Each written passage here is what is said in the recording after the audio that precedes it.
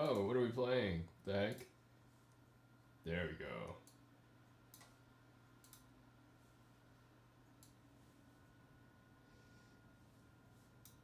Haircut, yeah. Oh my gosh, I hadn't cut my hair in like months, and it was getting really long and annoying. Yo, can y'all hear me? Can y'all hear me okay? Yo. There we go. Alright. Some of that background music. Yeah, looking fresh, G. Nice cut, G, or whatever. I like your cut, G. There we go. That's what we're looking for. Yo, how are y'all doing? What's it? What's up, everybody? Right, I'm supposed to say that. No, you didn't embarrass me. It's just been a hot sec, right? Because I think ever since I've been doing YouTube videos, I've had a relatively long haircut. What's up, Hayashi? But like, yeah, especially these past few months, right? When I've started doing like all those like tutorial videos and I'm like sitting in front of the camera and actually talking, like my hair was obviously long and kind of weird, you know? But nah, this is how it usually be. Like if you go onto my website, you look at my profile pic and it's typically this short. So anyways, how are y'all doing?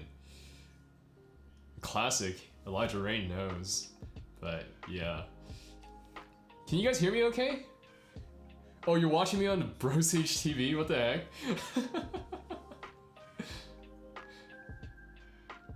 Alright, cool. Yeah, I tried turning the latency down, which is why I had to switch around a few settings for the stream so I could, you know, communicate faster. Oh, can we hear the piano okay too, right? Like, I'm using a Nikon D7100. Turn latency up, you won't. Shut up, Leo. But yeah, I'm using a Nikon because, so I don't actually own a camera right now. I'm just borrowing my dad's, right? And I guess this is my privilege or my bonus. But a few years back, he got really into photography.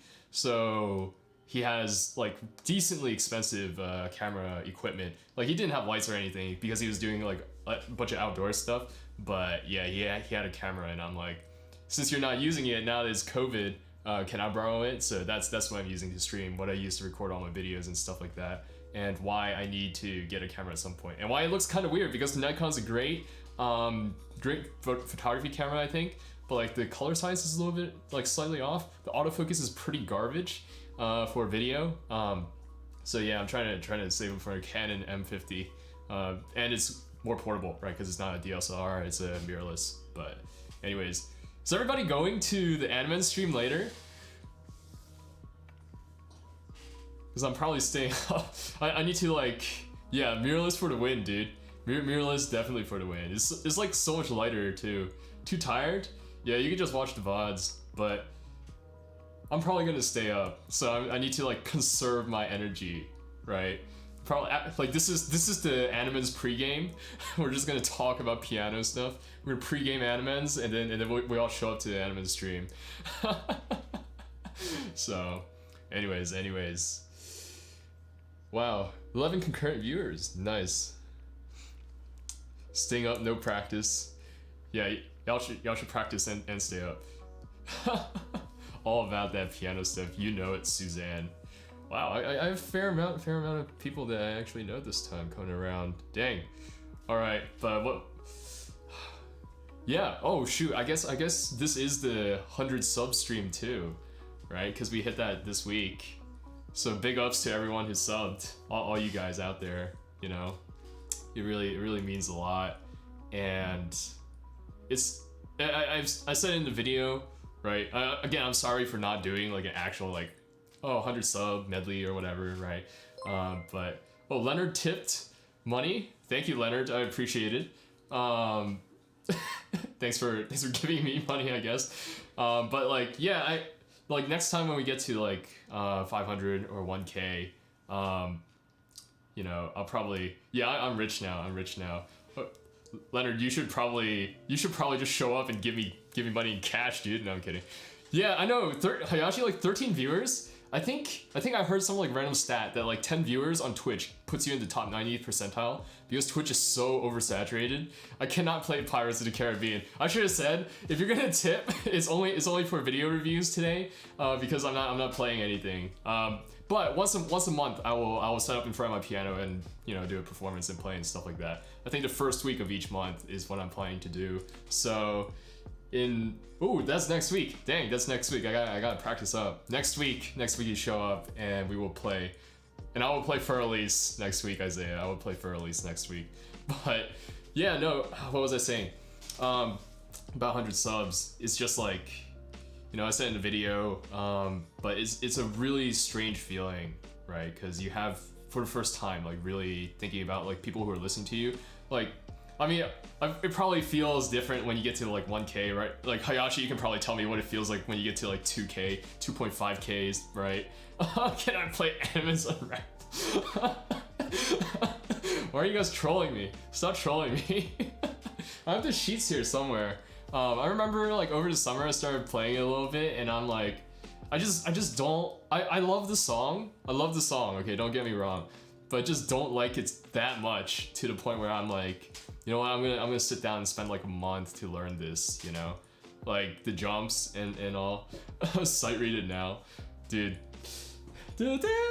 I wish. But anyways, that's my little spiel, I guess, for reaching 100 subs, and hopefully to many more. Here's to many more, as I keep putting out content and stuff like that. Could Low Sorrow, could I play it, please? Guys, okay, next week. We'll do this stuff next week. Yeah, alright.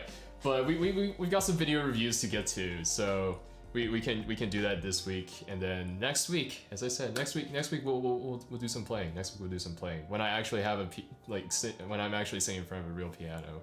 And have stuff prepared. Because right now everything's like, very reveal unravel vids. I'll be the Ishtar. Yeah, no, but I think, what was it? Was Double Flat Dude first again?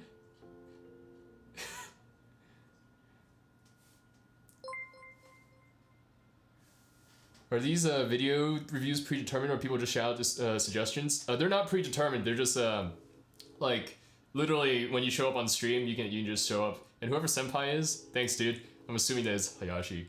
No, I'm kidding. But yeah, you just show up and you just ask. That's the format right now because I don't, seeing as I'm only getting like 10, 13 like viewers at a time, it doesn't make sense for me to have like a sign up list or just do like subs or whatever because nobody subbed. So yeah, face reveal soon. Yeah. Actually, you guys didn't realize, but this is not my real face.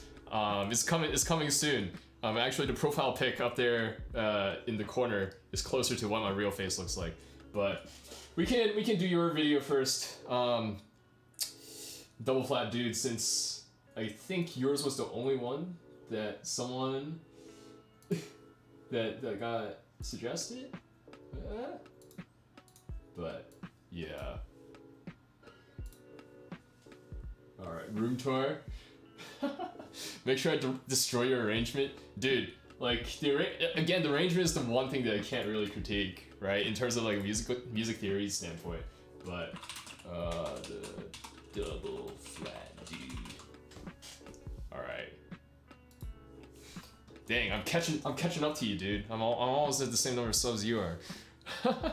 Maybe make you feel like you should never play the piano again.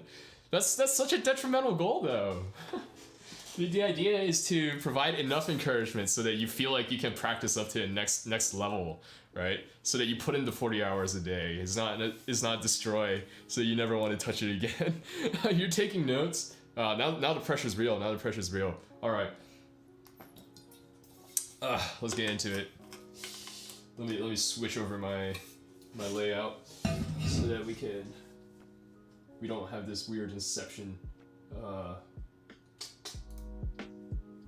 Here we go. All right. We want you want me to do the Promised Neverland one? Double Flat Dude, I'm presuming. It's a pre-uploaded video, so I didn't have a chance. Yeah. It's all good. We're doing Promise Neverland 1, right?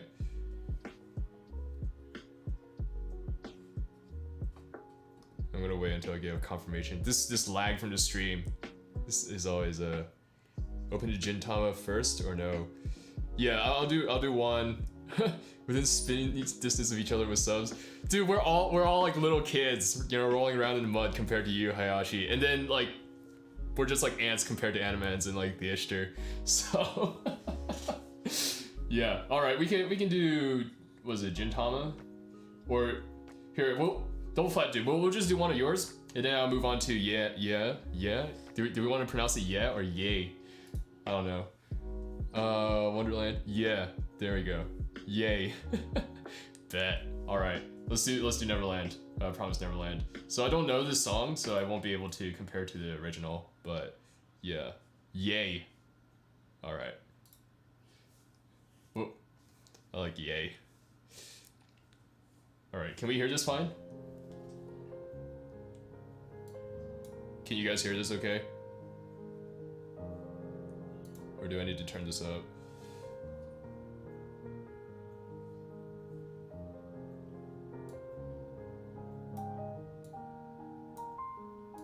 Ooh, that was some weird doubled audio going on. Turn up a little. Okay, how's now? Alright, all good? Yeah, I've been maxed out on my OBS, so at this point there's not much I can do. Dude, master your tracks, man. Put it into throw it into the DAW after you're done and like crank the limiter and get it up. Time to stream this on all 5 of your devices. Thanks for getting me those views. But anyways, here we go. Oh, Fruit, real quick. I watched that Top Man technique video, and I think it's pretty interesting. I think it's like, so this week when I've been practicing, I've been like noticing like how much rotation how much I'm initiating movement from my like forearm and wrists and stuff like that. And like so I've never been injured before, right? I've never gotten hurt playing the piano before, and I've never really felt like that much strain. But it was interesting to see like, because the guy, what was the guy talking about? The guy was talking about like initiating motion from the wrist because that's the fastest, and not like straining your fingers and not putting your wrist into like weird positions and stuff like that. And just like thinking about like, or noticing for myself, like when I'm practicing, oh, these are things that I do when I sometimes like reach for notes, and then sometimes when I don't, and stuff like that. And like where I am adding rotations, where I could add more rotations. It was quite an interesting exercise.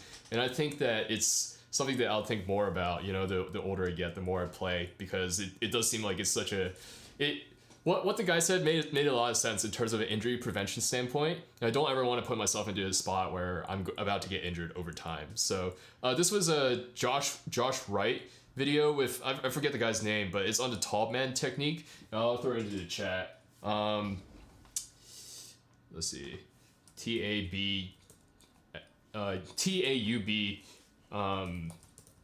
Yeah, I think the video was much more, if you look up on Josh Wright's channel, it's a lot more informative than what you'll find on the webs, because I googled real quick and it was just like, oh, rotations, it helps prevent injuries, but the guy actually gave like an explanation, some demonstrations and stuff like that. Yeah. So it is worth a watch.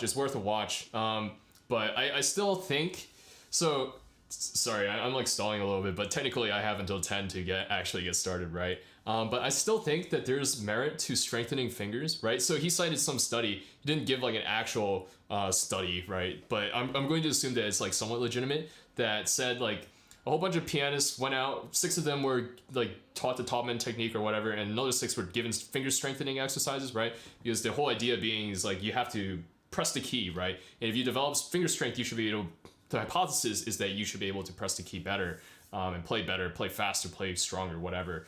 And what they found was that over a 6-month period, and then like an additional 6-month period or whatever, when they got back, everyone played about the same, except the ones with the finger strengthening exercises ended up developing, or at least some pain and discomfort. And that's part of the, I guess, their explanation for why we want to focus more on rotations instead of like just individual finger strength. I think from a sports science standpoint, not that I'm a nutritionist or a sports scientist, but even though I don't look like it now, I used to be into lifting before COVID hit, and I was, squatting almost 225 pounds per reps. But my boy Leo, if he's still here, knows. But it was like, it's like, I hypothetically, right? Like strengthening fingers makes sense from that sort of standpoint, right? Like increase the load, and your body should be able to adapt. But I guess the problem is that your tendons don't develop enough or fast enough to keep up with that. And so I will still stand by saying I think you need to develop finger strength first and dexterity and individuality, which I'll demonstrate for you later, Keanu, after I finish a double flat dudes thing, because I promised. But so first finger strength, then wrist strength and stability, right? And all these are theoretically developing at the same time, but like the order that I would focus on them in is finger strength, then wrist strength, then forearm strength, and then whole body weight, right? And manipulating all of these things to come together into performance, come together into your playing. So how you implement the whole body or your whole arm as like one unit should stay like pretty top of mind, right? But like the emphasis on like certain different aspects of that can be adjusted from time to time. And that, but I don't know. That's me after 1 week, of thinking about it. Anyways, we have a video to review. That's enough of me stalling. All right, here we go. I'll turn it up on my end.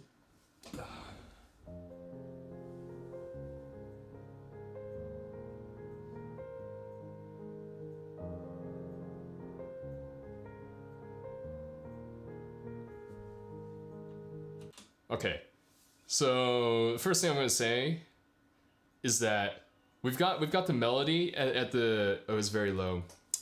Here, let me try to throw a plugin onto my OBS to see if I can bring it up. Filters, and we'll add a gain.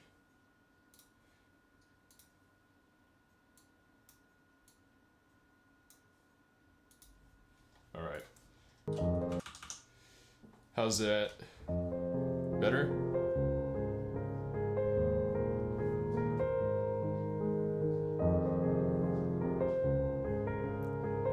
The sound levels look like it's coming through better, at least on my end, on the meters. Cool. Okay, so I'll go back to where I stopped before. So the first thing that I want to say is that, again, as you said, right, you recorded this before last time, but I would just remind you again, thinking of dynamics in terms of ranges instead of like set like discrete points, right? It's not, we have the piano, right? We're playing in piano, but we don't just want to think of piano as like just this one volume right here. Piano is this whole range. But we talked about this last time, so you know that. Before everyone else who wasn't here last time, yeah. So I'm just throwing it in as a reminder. But I think, so the first thing that stuck out to me was that the melody was a bit low in comparison to the accompaniment, which is the chords, and the pedaling is a bit off. So here, let me play it again.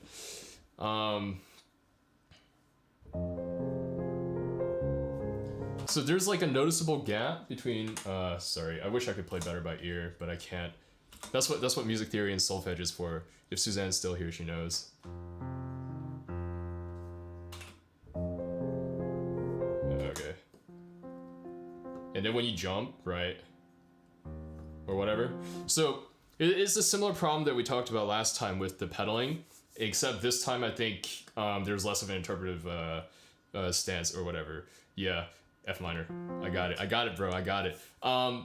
So when you make the jump, so basically when you pedaling, I mean, I'll explain this again since I think I did this last time, but and it kind of sticks out here. When you're pedaling and you're trying to connect as close as possible, the pedal goes down, right, for the chord, and then as you jump and then you land on the next note, the pedal comes up and down, right? Like it comes up as you're pressing down on the note almost, and it comes back down once you press down on the note. Yeah. Pedal when changing two chords. Yeah, exactly. So so basically what I'm hearing is that your pedal is not changing fast enough because your foot can't keep up with the rate that you're playing. So you'll hear gaps, right? So there you held it. Like there, right? The bigger jumps, you pedal too slowly. Yeah. So, dude, I'm your private teacher now. Yeah, that jump right there, right? Like, so right. So, essentially, what you're doing, it sounds like you're jumping here, you release halfway through, and then you come back down, right? So we want to make this as continuous as possible, and the way that we get this to happen is you just have to pedal faster. You can try, depending on the pedal you have, you can try not holding down all the way, right? I don't know if you have just like one of those switches, or if you have like an actual pedal that's just on off, or you have a pedal that can do like half pedals and gradients and stuff like that. But either way, don't press down all the way and then come up a little bit faster and then come back down a little bit faster as well.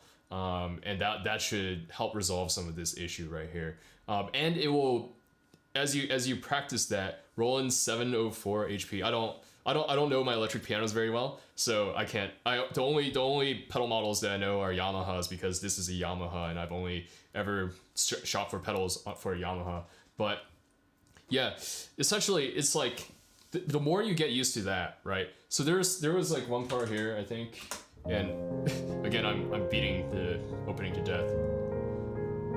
Like here, right? Like this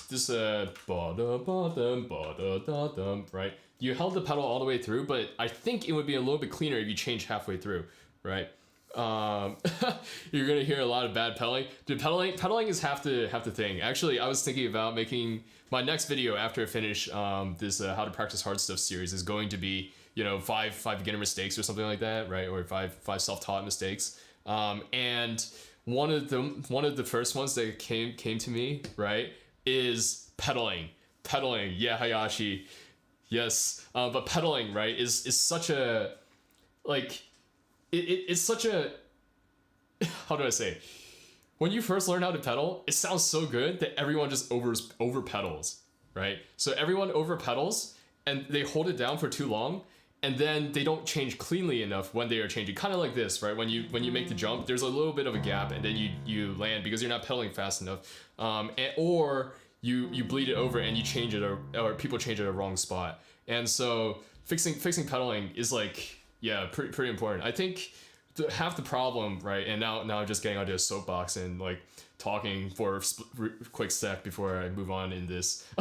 Before we move beyond 10 seconds, I'll try to listen to more before, you know, getting into another rant like this. But one of the problems is that people, when they, I think the proper first way, or I say proper, right, in air quotes, really you can do whatever you want. But one of the ways that helped a lot when I was learning how to pedal, right, was that the only times I was allowed to use pedal was when I actually absolutely needed to connect something, or when I needed to add emphasis to something. Yeah. Yeah, pedaling mistakes, man. Pedaling is like when people start off, it's very, they use it very ham-fistedly, right? To say the least, right? And so using pedal, I think even if you just practice for a day, right? Like, because obviously something like this wouldn't sound good, right? Without pedal throughout the whole measure.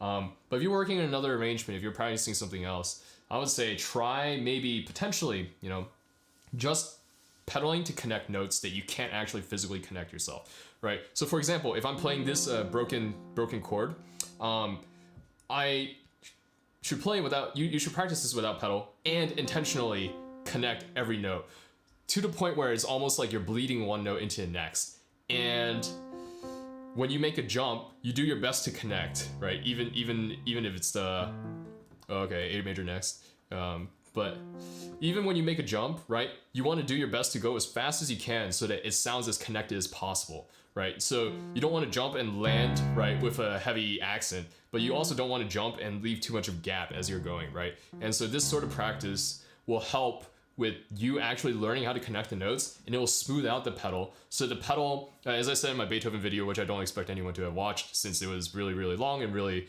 really poorly done in terms of that. But the pedal is the cherry on top. The pedal adds the final gloss, right, when it comes to these sorts of things. Or it does the things that you actually physically cannot do. If you physically cannot connect, then you add pedal, right? And that's how I think everyone should almost everyone should approach pedal when they're first starting off. That's how you keep it clean. That's how you keep it concise and articulate. And then when you get experience, when you know what you can do, what sounds you're looking for, what you want, that's when you start adding more and more pedal and, you know, become more liberal with it. But that's just me. This is my 2 cents. Me as I guess as Watt senpai now, since I do these, I teach. But anyways, let's continue.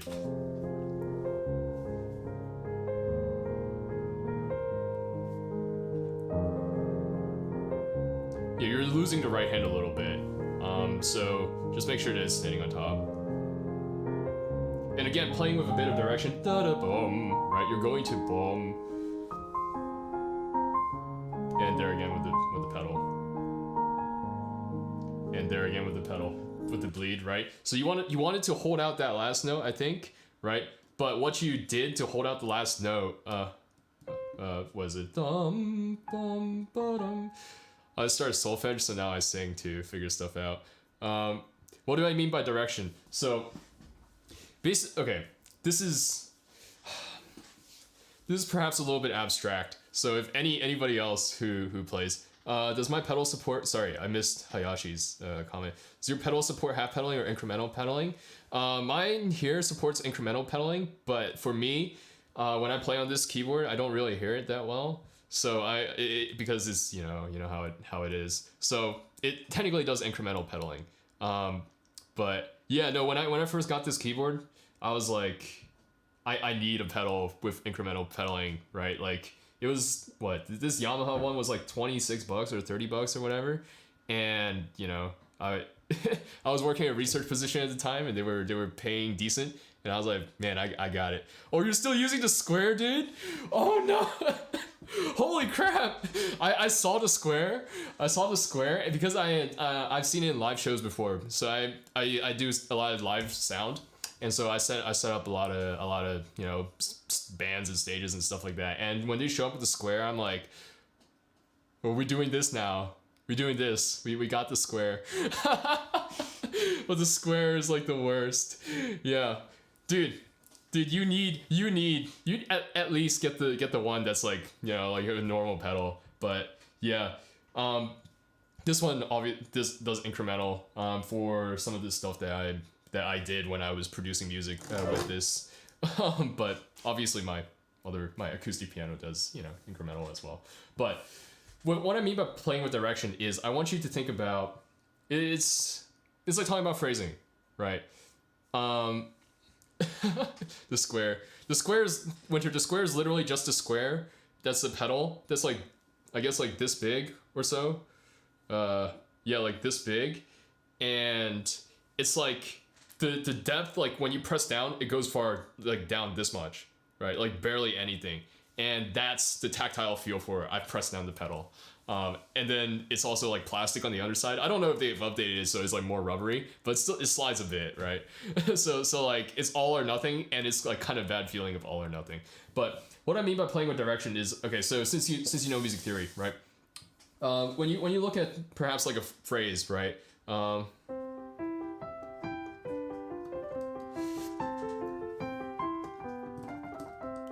Right, so the phrase is going all the way to, and it ends in I don't know what it's called. You can tell me, double flat, dude. It's probably like a half cadence or something. Or if Suzanne's still around, she can tell me, since she's a music major and she's the one who make sure that I'm playing okay before I post videos.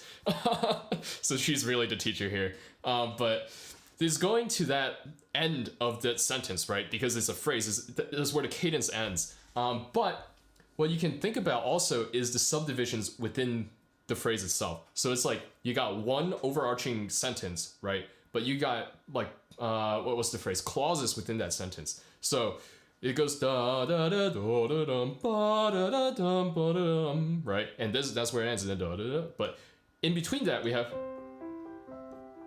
that's our first clause, right? And then our next sort of little section, and then breath, right? Almost like we're taking, like, this is a new sentence, but not quite. Right, and then we get all the way to the end.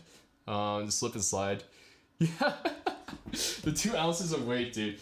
Dude, when I see people standing and trying to play it, right, at like rock concerts and stuff, I'm like, man, the square, like, let's go square. Like, come on, friends. You guys tour and you guys can't help out your keyboardists, like, man. But anyways, but does that kind of make sense, double flat dude? Like what I mean about playing with direction and with phrasing? It's like you're seeing the smaller subdivisions of the music within the overarching sentence, and so you're playing with a certain direction towards, yeah, both dynamically and rhythmically. I think so. Direction is like an abstract term to describe it, right? Again, if I'm to use a K545 again, oh, Kid Cat, yo, what's up? And Sero, hey, wow, I got so many people watching me explain music. It's so much fun. But if I would, yeah, say that the whole thing, it falls under the umbrella of playing with direction, how you manipulate the notes via dynamics, via touch, via weightiness, via rhythm, right, and tempo is a part of that phrasing. So for playing with that direction. So for example, so if I play K545 again, right? So da da da dum da da dum, right? I'm going to the E, but how it results is there's a slight decrescendo, right? And perhaps the notes like move a little bit faster, right? Or move a little bit slower at certain points. Like I think of a beat. Oh, and now this is getting really abstract. I don't think of beats as just like discrete points in space, right? So if I had like I hope I'm facing the camera correctly. If I had 2 beats or like 4 beats, right? I don't think of like click, click, click, click. I think of beats as like circles, right, in space, or like spheres. So I think could I argue that my entire piece is played in direction? In direction. Yeah. So but like you want to break it down into smaller phrases, right? So by direction I mean like I want to think about first the big sentences. So again, with the Mozart, da da da da da da da da da, right? So where the cadence ends, that's like sentence, right? And so I'm playing to that end note, da da da. But within that sentence, I have smaller clauses that I also need to play to and then play away from. So let me explain the beats thing real quick first, before I use another example, Nocturne in E flat. So again, when we're talking about manipulating rhythm, I don't think of beats as in click, click, click, click. I think of beats as in click, click, click, click, right? So they're not necessarily touching each other, but it's a beat takes up more space than just like one like infinitesimal point, right? So if you're gonna play, if you play anywhere on this sphere, right? If you play, oh, I'm like right on top of my mic. Shoot, sorry. Let me make sure that I'm on the right spot. So if you play anywhere on this sphere, you are on beat, you're in tempo. But let's say, I gotta make sure I'm going the right direction. Let's pretend that, so I'm going the right direction for me, right? So this, like, let's say we're here, right? And the beats are like coming along like this, right? And so if you play anywhere on this beat, you are in tempo. If you play here on the beat, you sound like you're pushing the tempo a little bit, but you're not out of tempo. If you play here, you sound like you're right on the beat. And if you play here, you feel like you sound like you're pulling a little bit. Does that make sense? A little, kind of, right? So it's not, we're not talking about rubatos here, not like, right? And that's really stretching to the point where you're out of beat, right? Kind of, but like you're playing like. So at first I pushed a little bit, right? But I wasn't off. But now I'm pulling. That was an obvious pull, sorry. So I pulled a little bit, right? But I wasn't off there either because I was playing on the back of the beat. So you're saying you can play rhythm more fluidly and flexibly? Yeah. So just like, yes, that's a good way to put it, double flat. Just like thinking about dynamics. Dynamics are not discrete points, right? They're not infinitesimal points that are there, right? The points are there for reference, but think of them in ranges. Think of beats and ranges as well. Depending on the composer, depending on the style of music, depending on what you're playing, this range increases or decreases. So with Chopin, you got a massive range. With Beethoven and Mozart, you got a small range, right? Bach, you got a small range until you get to the end. But since you wrote your own arrangement, you get to write the rules, right? You get to say whatever they are. So if we go back to your example here, sorry, we're only 30 seconds in, but I think this 30 seconds is or this explanation will probably serve the backbone for the rest of the discussion, because I feel like the vibes of, if I remember correctly, because I listened to this, I think the vibes stay about the same. But how do you practice this? I think first and foremost, I'm gonna say this. I said this last week, and I'm gonna say this every single week that we talk about phrasing, that we talk about musicality. Is you gotta sing it first, right? Sing the melody first. See where you naturally push and pull the tempo. See where you naturally want to take a breath. See where you naturally, like, I don't know, like, just like for me, if I think for example, Beethoven Moonlight Sonata, right? So for that, bum bum bum ba da dum bum ba da dum. Like I want to push ba dum ba da dum ba da dum ba da dum bum bum ba da bum bum ba da dum. Right. So practice. So sing it first, so that you actually can hear and feel where the rhythm wants to change and where the dynamics want to go. Right. And then when you're playing, sing while you play. So. Boom boom ba da ba da boom ba da ba da dum ba da da da dum, right? And practice that way, and then take away your singing and see if you still get something very similar, right? So you want to to sum up, right? This is a few point checklist that we want to do. Determine where the end of the sentences are, right? Determine where the little smaller clauses, the little smaller mini sentences are within that big sentence. Gotti Pros, what's up? Talking about phrasing, we're talking about dynamics and rhythm, and in the context of double flat dudes thing. Dude, when you're not poor anymore, you can donate and make me rich. No, I'm kidding. All right, Endrit. I always forget that you go by a different YouTube name than on Discord. Yo, what's up, dude? But anyways, yeah, think first where the end notes are, right? And then where the end of the sentences is, right? And for you, it'll be interesting because these are typically the cadences, and you like music theory and stuff like that as it is. So just look for the cadences and look where essentially where they are and where they end and what notes are carrying the cadence. And then you want to look for the smaller subdivisions within the sentence. So sing the melody line, sing the support even, right? Sing the left hand, or like certain parts of the left hand, and see what melody lines are being carried there, right? So boom boom boom. Okay, that's carrying one melody line. Da da da da da da da. That's carrying another, and boom, boom, boom, boom. That's carrying a third. How do I work all these together, and where do we end up? Oh, we're going to an A minor chord. Okay, so boom, boom, boom, boom. Just a quick question: are cadences in every phrase? Personally, okay, I think most likely. So unfortunately, I can't give you a more solid answer right now, as you know, since I'm not good enough at music theory to generalize like this. But most of the time, right? So the reason why a phrase sounds like the end of a phrase is because you've hit the end of a cadence, right? You've hit the end of your authentic cadence, you've hit the end of your half cadence or whatever, and stuff like that. And you're waiting, it's like the end of, it's either a question mark or it's a period, or you can play a period like an exclamation point, right? So typically, I think for now, you can think about where are the cadences, and that's where the end of the phrase is. And then between that, where's the rest of, the stuffs, like the clauses, the prepositional phrases, right? And or maybe there's another sentence that's coming up underneath, and then determine the contour of, and so this is point number 2. Gosh, I'm losing track. Reading chat is so distracting. Guys, you guys distract me. No, I'm kidding. Point number 2, right?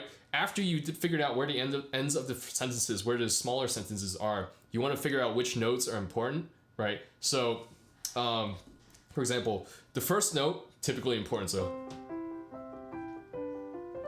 so this one is more important than, the C is more important than the E, right? And the B is more important than the E and the G, right? So figure out which ones are important, and that you can do by singing it out, right? To see where you naturally add emphasis, and then from there, really sing it or hear it in your head a certain way, right? But I would recommend singing it first if you're unused to this. Sing it out, see where you naturally take the contour of the piece, see where you naturally push and pull the tempo, see where you naturally add increase in dynamics and decrease in dynamics, and try to replicate that vibe on the piano.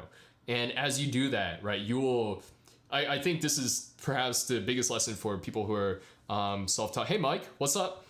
Oh, I haven't seen you in a while. Hopefully, thanks. I hope this makes sense, because if this doesn't, you guys should let me know. But as you try and do that over and over again, right? And I think this is perhaps one of, maybe now that I'm thinking about it, perhaps one of the strongest strategies for someone who's self-taught, doesn't have a teacher and stuff like that, right? Is when you're trying to make and replicate these sounds on the piano, even if it's through a VST, when you're trying to manipulate velocity curves and stuff like that, because that's how I guess this instrument works.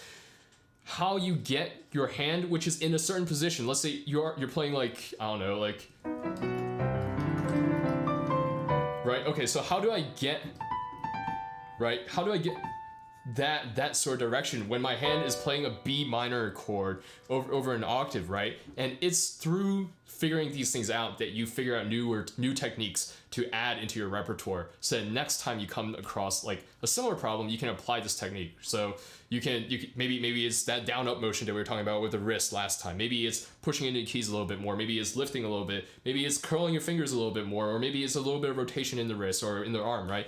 And so it's like this sort of learning process. What does contour mean? So with contour, what I mean is like essentially the shape of the, okay, so I'm going to be abstract first. The shape of the melody line. So what's a good one to demonstrate? Okay.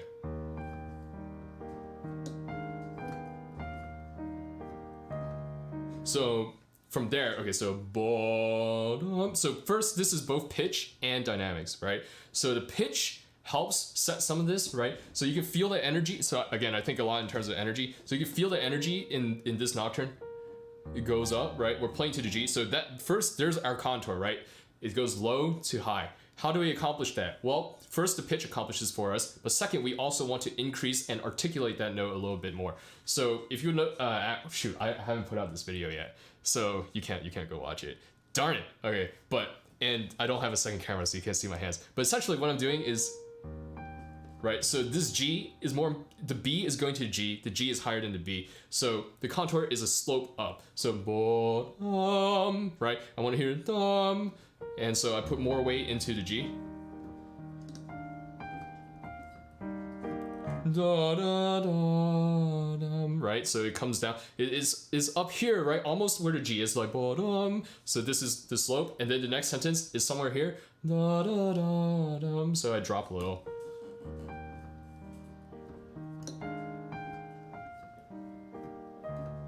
And that's the end of the next little sub-sentence. And then it comes up again.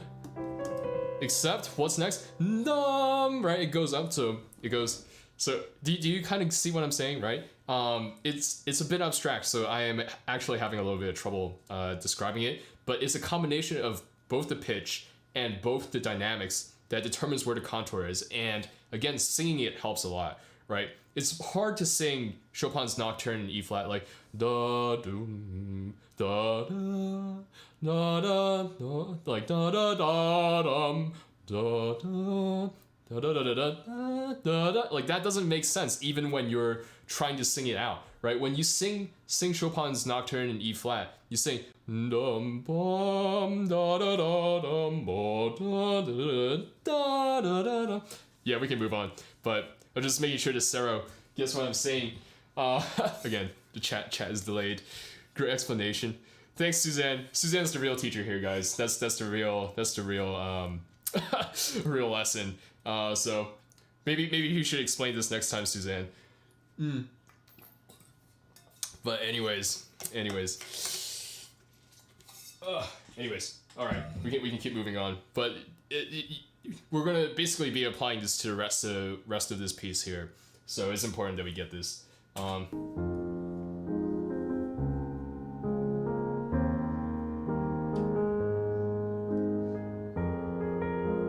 And again, right, like even with the bass notes, when you're jumping, there can be direction, right? Because the bass notes aren't just playing and repeating over and over again, right? Some of them are more important leading somewhere. Some of them are like not leading somewhere, right? And so you want to be able to make the distinction, but that goes back to what we talked about last week with some of that too.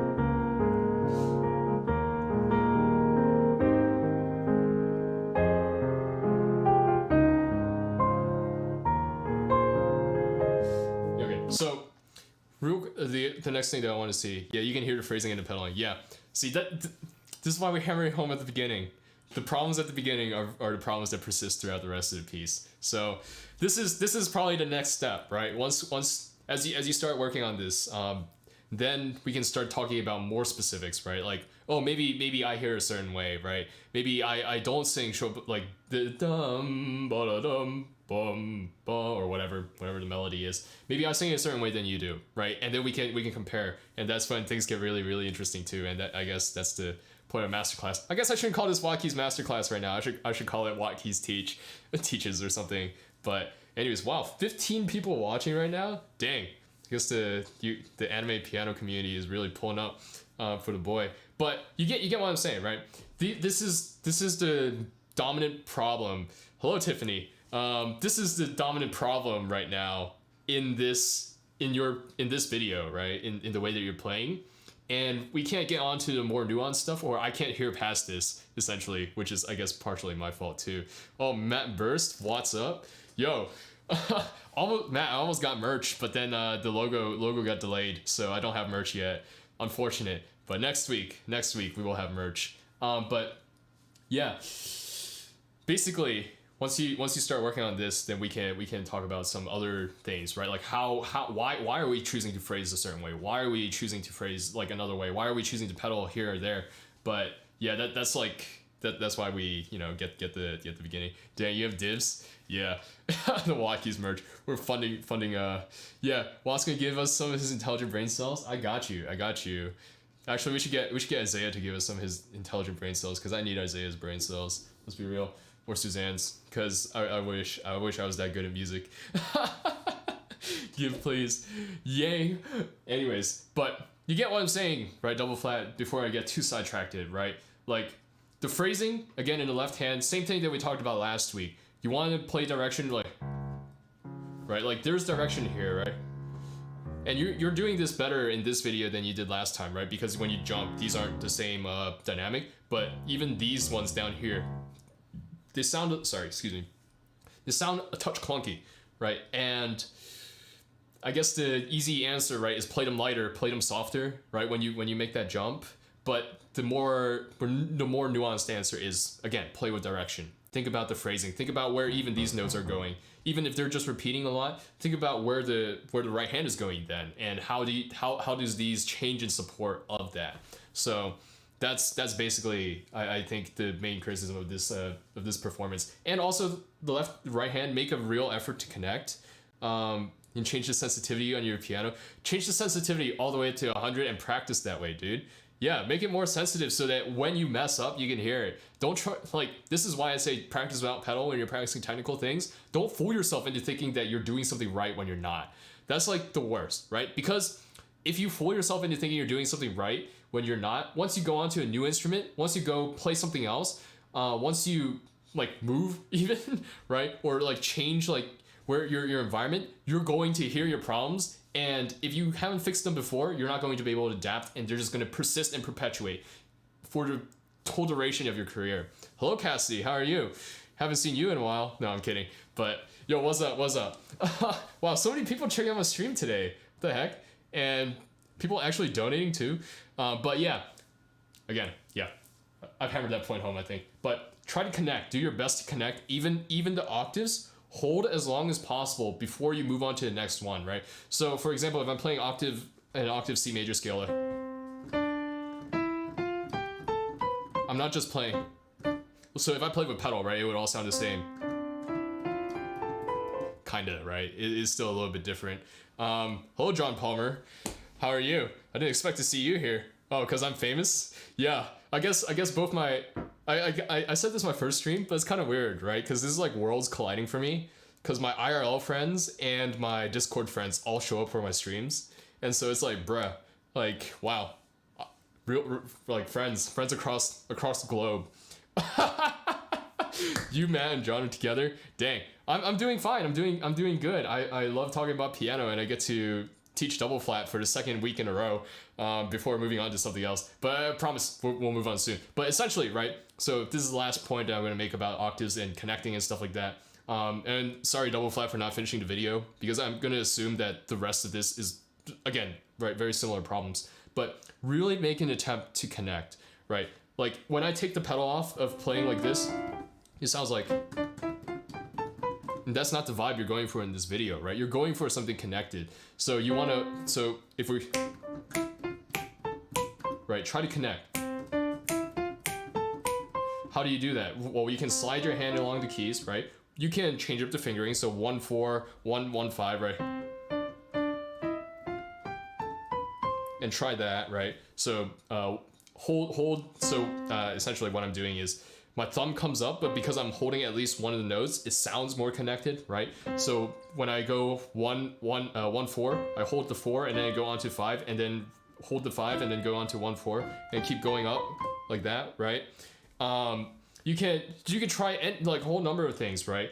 And use pedal at the end, right? After you've practiced this way, after you tried doing it this way, to smooth it over, right? But don't do it in and of itself, because it comes out a little bit even here, right? It sounds clunky, right?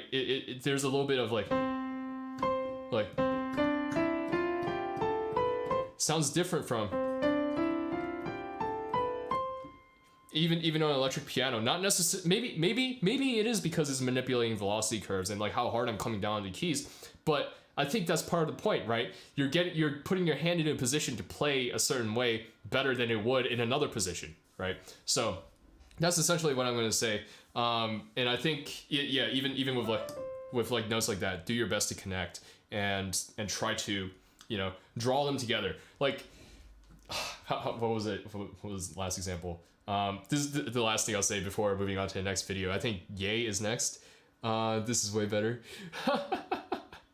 Friends always tell my play is perfect. What's wrong? Yeah, I'll change the series to what's wrong. But last thing I'll say, actually I applied this to some of my own playing. I think actually I haven't played like this broken arpeggiated pattern in a while. Not that I can remember. Dang. But anyways, when you play stuff like this, the first thing to consider, right, especially when it's slow, is not necessarily make this connection with the pedal, but make it with your fingers. Drag your fingers and keep them really close to the keys. And so if you go up here, right, so my hands are standing very, very close. My fingers are staying very, very close. They're not lifting like really at all. And I've essentially created the pedal sound without implementing pedal. And now when I add pedal, it's very subtle, but it sounds a little bit different, a little bit smoother, and a little bit nicer. And so think about adding that to your playing too. Or you can even do it for Alberti bass, right? This one's even easier because you just hold the first note, and it sounds like you connected the whole thing. So, anyways, that's about all I've got probably. And the next, and you've probably taken enough notes, but go and practice 40 hours a day, and you'll get good at playing. Anyways, but does that all kind of make sense, everybody watching? We're down to 15 again. I guess some people got bored and disinterested, but yeah, I think yes. Suzanne, what do you mean? Suzanne, you already know all this. Don't troll me. Okay, cool. Yeah, honestly, yeah. Hope this is helpful. But cool.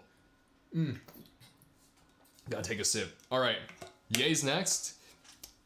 Yeah, turn piano sensitivity up. Play with direction. Play without pedal. Sing notes. Yeah, do that. I'm gonna keep saying this, right? I'm gonna say just about the same thing every single week, right? It's just the application that changes. Always play with direction, right? Playing with direction is the thing that I get wrong most of the time. If you listen to, this is sacrilegious. If you listen to Animans, right? His only issues, I mean, he has some technical errors every once in a while, right? But the biggest issues that he has are all phrasing, right? And like musicality and playing with direction. And I'm not saying that he has big issues, right? It's really hard to, like if I go and listen to Animans, it's hard for me to say, oh, he didn't play this well, or he is at that point, right? At his level, it's a matter of preference, and it's a matter of like what he practiced, what he hears, and stuff like that. But when there's like an actual issue in his video, it's typically with phrasing, right? It's typically with musicality. Why? Because technique is easy. It's not easy, but technique playing the notes is way easier than adding musicality to notes and playing the notes, right? And so, yeah. Anyways, you're gonna play with direction and live with direction too. That's right, Cassidy. But anyways, yay! What video do you want me? Which video do you want me to watch of yours and talk through?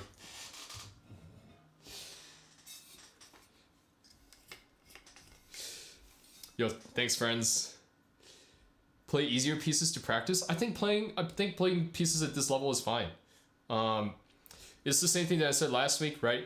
You can perhaps take 2 pieces at once, right? Take one harder and one easier. The easier one you can work on like explicitly now, right? Work on playing with direction, playing with phrasing and dynamics and stuff like that. And then the harder one, you can work on the technical stuff until you get it up, and then you can apply what you've learned with the easier one onto the harder one. You're debating between playing between hard and easy piece. So perhaps, right? Perhaps at this point, actually, what do I want to say? 2 things that I think you can do. One, you can play some of your old repertoire again, right? Just for like a day, like, or even half an hour, and try applying some of these things. Because you know the notes, right? You know the notes, try it out, see how it feels, and then go work on a hard piece. Or you can try to do all that on the easy piece, and then go and apply that to the hard piece once you finish. So, Harua Yuku by SLS. Did I listen to that? Shoot, I might not have listened to that. I'm a fake fan, dude. I'm a fake fan. But yo, we'll get there. We'll get there. And I'll review that when you get there too. But is Ye still here? Bro, I've been waiting for him to tell me what he wants me to review.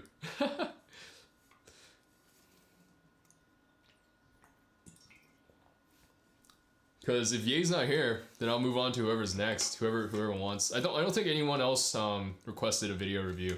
So if nobody else, what the F?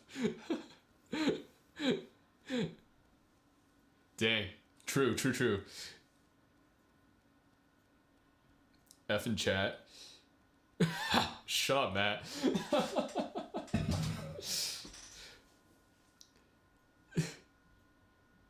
Wow, we got so many F's in the chat. What the heck?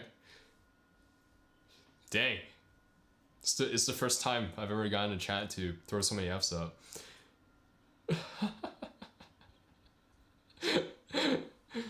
I don't know what else to say. I don't think I even know what we're effing right now. But yeah, if nobody else, then I can. Okay, Gotti Pros, Endrit. E sharp. Dude, spicy that N harmonic. Okay. I don't even know what we're happening. D treble sharp? Nah. All right. So here, let me swap this over real quick. Yeet. Okay. Cool. So.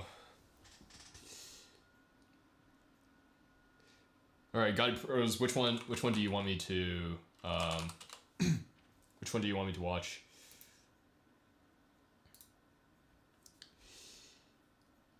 Yeet. What? 0SK?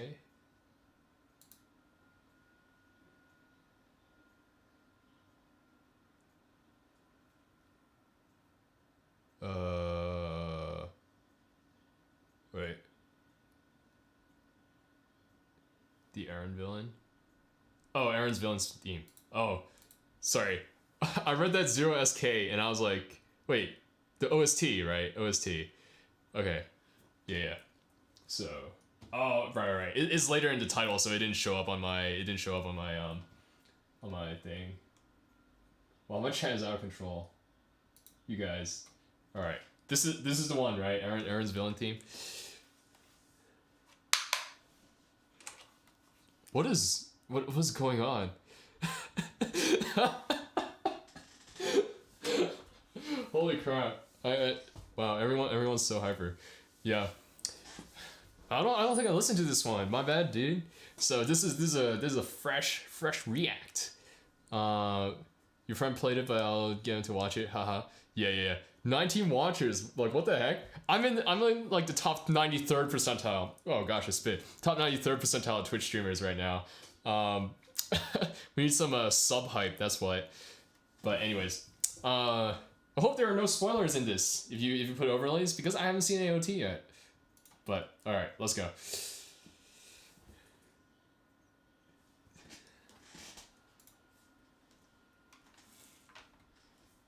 Ooh, yes.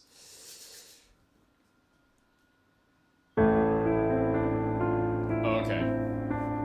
So first off, the one thing that I have to say is that it's going to be a little bit harder for me to diagnose specifically what's wrong technically, because I can't see the hands. But we'll talk purely from a musical perspective then.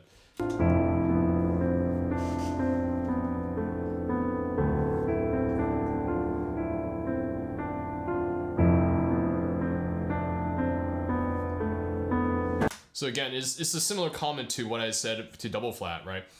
Within this, let me go back to start a little bit.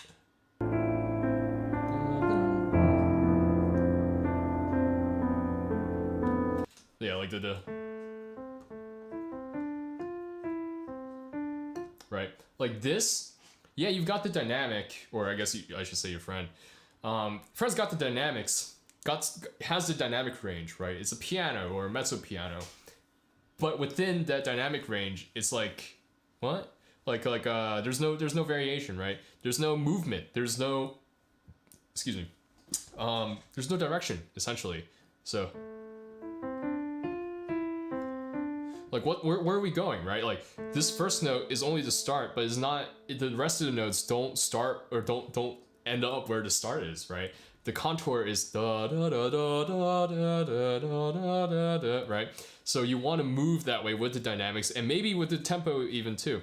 It is a piano. You're right, Colin Frisch Music. What's up, dude? Wow, we're 18 watchers still. Dang. Again, Cassidy was timed up by Stream Elements. We're spamming the chat. But anyways. You know, so play with a little bit of movement, vary the dynamic within that range of piano, right? And you can do the same thing with the left hand when, like, okay, sure, yeah, you're holding this for a long time, but you want to be able to either, you know, how do I say? There's two things to consider here, right? First, the movement of the left hand, where we're going, right? So maybe, right, and then we're going back up, or like, right? So first consider the movement of the left hand, but also consider how long you're going to be holding the note for. If you're holding a note for longer, the note has to start off louder. Well, this is like basic intuitive sense, right? But essentially how I describe it is not just louder, but it has to ring. It has to be played in such a way that it rings. Like think of striking a bell, right? You're hitting a bell. There's a live cover too. Do you want me to watch the live cover then? I'll finish this thought while the chat lags and loads. Yeah, that's what I'm thinking. Where can I find the live cover? Is it on your channel?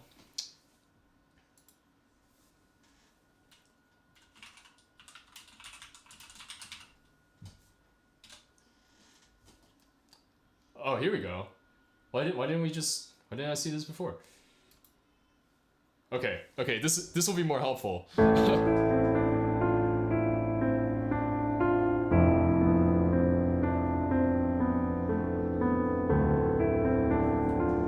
Same comment about the right hand and the left, right? The left perhaps can be a bit stronger when it starts off, right? And you just change the pedal a little bit more so it doesn't bleed as much, right? Because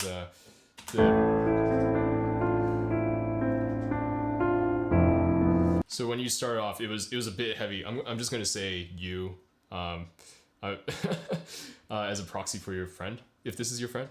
I'm confused now, but that's okay. But it sounds like you're coming down a little bit heavy, right? So the dynamic starts off, it should be starting off at a piano, but you were starting off at like almost like a mezzo piano, like a mezzo forte. You got bought it, what the heck? Because you can't spam Cassidy. Right, so how do I say? So when the hands, when the melody lines, when the synesthesia is clean. Yeah, synesthesia, that's super good. Like that editing, chef's kiss. But but if your two lines are far apart, then they're not competing for the same frequency space. They're not competing for the same space, so they can stand out more in contrast, right? So, for example, if you were right from up there, then this left hand can afford to be louder, right? The bell can be louder, is because it's not competing for the same space. So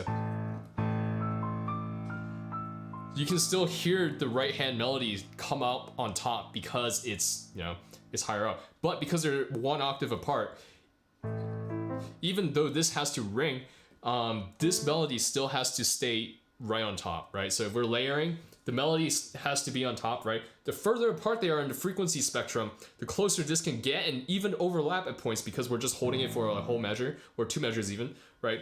But because they're so close together, you have to maintain some of that gap, and that's what I mean when I'm talking about this. So there's a little bit of nuance, and you kind of have to listen to yourself play. Also, nice Funko Pops, by the way. I think all the Dragon Ball Z Funko Pops are I think Dragon Ball Z Funko Pops are the only good Funko Pops, and the rest look kind of trash, IMO.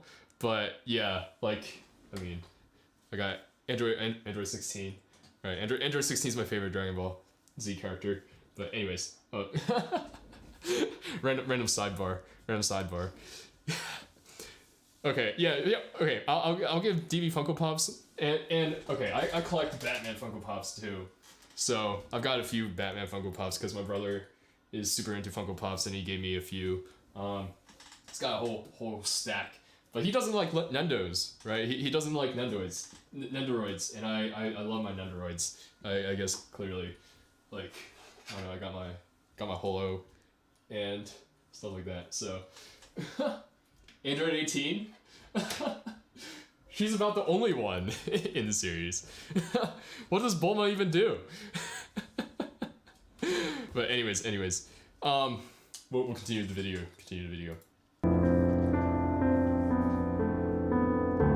I would lift the pedal there because it's starting to get a little bit muddy. And it's almost like each long. I don't know. I can't count right now.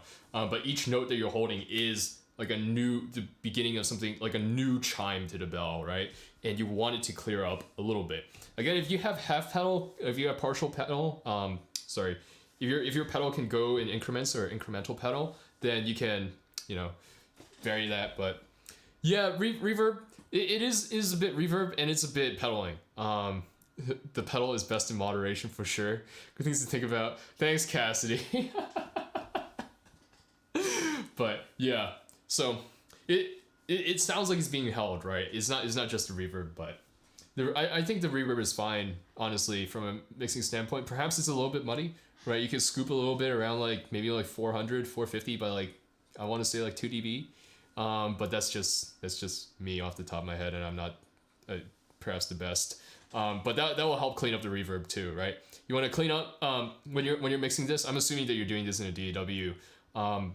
If you're not already, right, make sure that you're mixing the reverb too. Reverb kind of sounds bad with the low end stuff, and that will help clean this up, clean up your reverb, right? So that it doesn't sound as cluttered. So you want to high pass almost up to 200 even, right? At 12 decibels per octave, or you can even low pass some of this stuff when it sounds really fizzly, but it doesn't sound like your piano. It sounds like that. So yeah, you can make sure you EQ your reverbs. That was a big one for me. But yo, thanks for stopping by, Double Flat dude.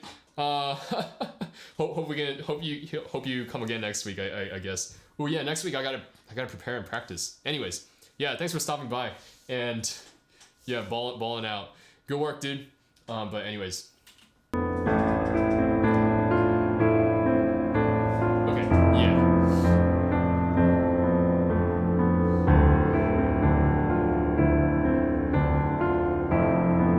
Again, I want to think about direction here. I want you to think about direction, especially in the left hand, right? So, again, how do I say?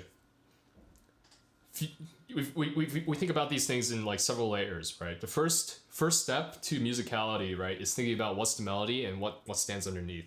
Right now, it sounds like the right hand and the left hand are kind of close, right? Perhaps the left hand is coming on a little bit strong. Perhaps it looks like you're playing with a little bit too much thumb, right? So you're coming down like you're coming down on both at first, and then you're like rotating and like almost dropping the weight of your thumb onto the key like this a little bit too heavily.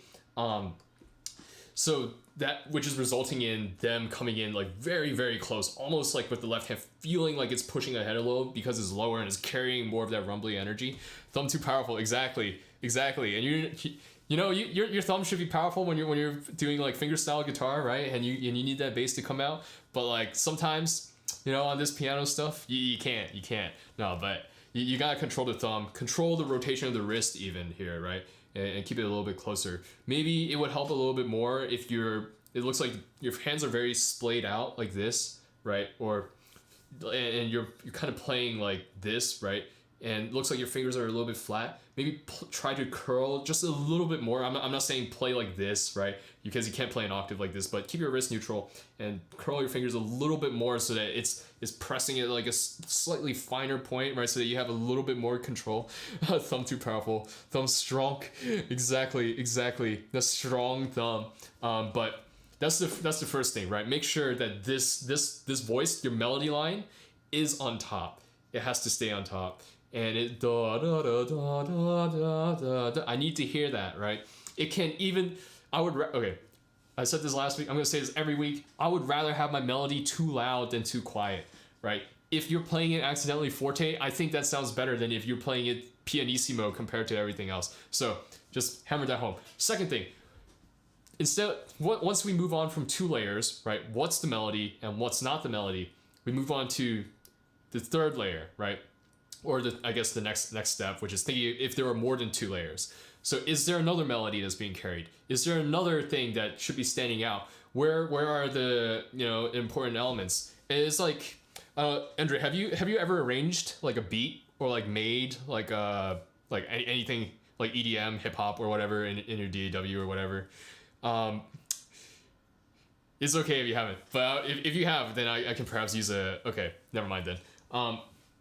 Essentially, even looking at the screen here, right? What do we have? We have pretty clearly three lines, right? We have 3 lines there going. And so your job here is to figure out which one of those is the most important, right? Which we've already established is the right hand. But then which is second most important? And does second most important change as we play? Does that make sense? So, sorry. Or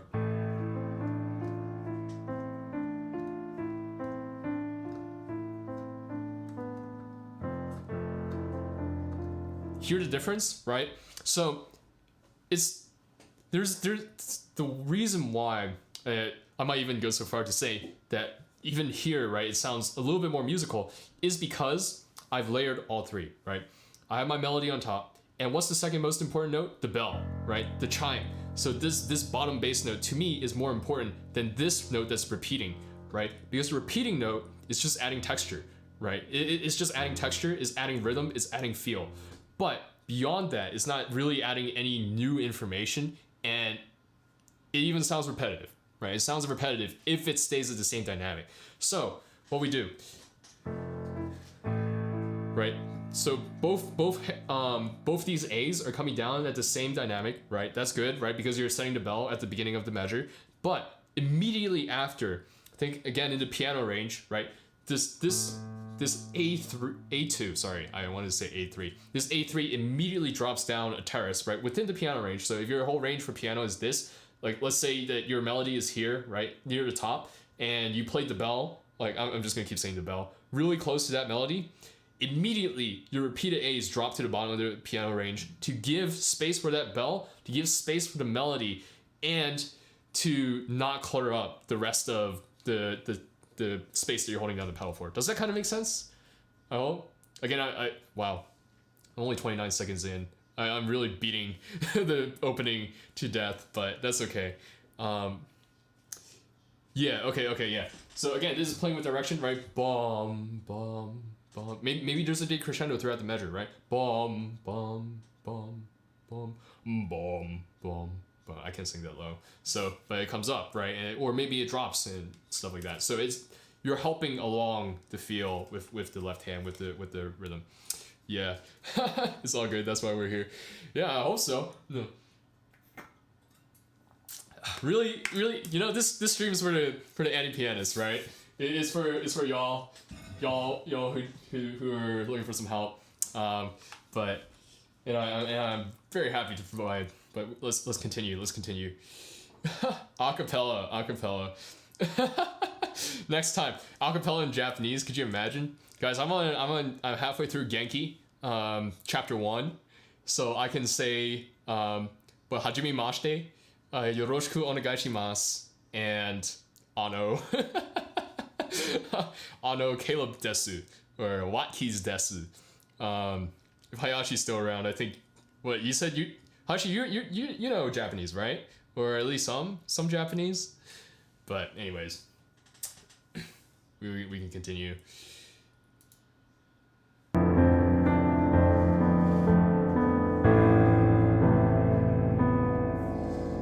So I will clear the pedal, right? So clear the pedal just for the A, so that you only hear the A, and then the A carries through into, right, or whatever. Are you using Genki, Hayashi? Yeah, would you recommend Genki for someone starting off? Because I'm self-taught at the moment. But yeah, so essentially, lift the A so it's not cleared up by because it's not, one, because of the reverb, right? But two, because the pedal is being held, it's not fading out fast enough. So I would clear the pedal, just keep the A, and move on.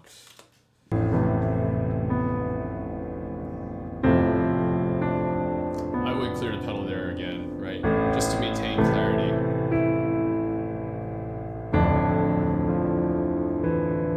So I'm gonna say it sounds a little bit heavy. Oh, books from 1997? Dang, that's like source material. Old Japanese. Nah, I'm kidding. But dude, do you watch anime without subtitles now? Have you advanced?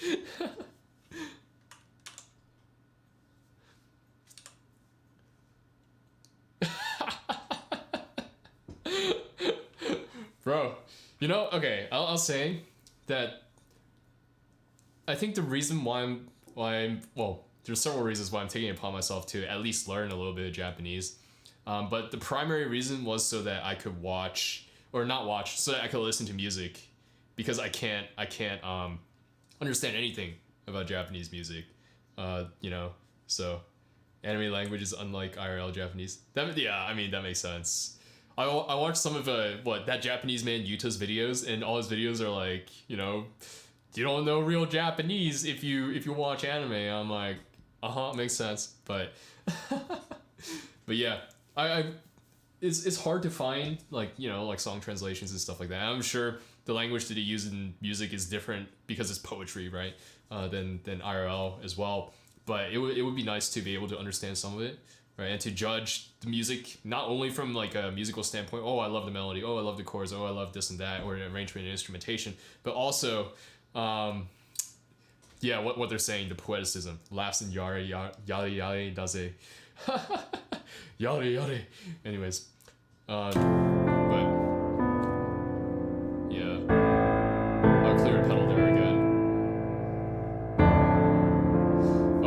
As I was gonna say, it sounds a little bit heavy, like, right? Instead of coming from above, start from the key, right? Don't tilt your hand like this. Don't tilt like even like this, right? Before you press a note, just start on the key, right? And if you're gonna play a note like at this low volume, right, at this low dynamic, just lift your finger a little bit off the key and then press down, right? So, right, my fingers are staying close to the key, but because they're lifting slightly and I'm playing towards the edge of the key, right, they're able to articulate clearly. So you have, I would say articulation. Okay, I'm trying to also think in terms of like how this would be on a MIDI keyboard and stuff like that, because MIDI again outputs velocity curves, and it's a little bit different from an acoustic instrument, and having to put that into perspective. Again, I'm not saying that I would be able to tell perfectly the difference between a really good VST versus a real piano. Like, it is kind of difficult with how good some of the stuff is out there. But yeah, I would draw a distinction between articulation and dynamic. Articulation is how you strike the key, and dynamic is how loud it comes out. And so with good articulation, you can make something soft stand out a little bit above. Now, does this translate to just it being like a little bit louder? Probably, right? Like on a MIDI keyboard at the very least, right? And probably even on a real piano. But it's the way that you think about approaching how do I make it louder that makes the difference, in my opinion. It's not just I need to play louder, it's I want to put a little bit more weight into it so that it stands out a little bit more. I want to articulate it, right? I throw around articulation a lot, but essentially it's playing with like a solid touch and pressing down all the way and lifting the fingers slightly so that you can come down onto the key, like with a bit more extra attack, right? And so that's what I mean. Play with articulation here instead of with weight, instead of with like just thinking of it being louder. Like there too, right?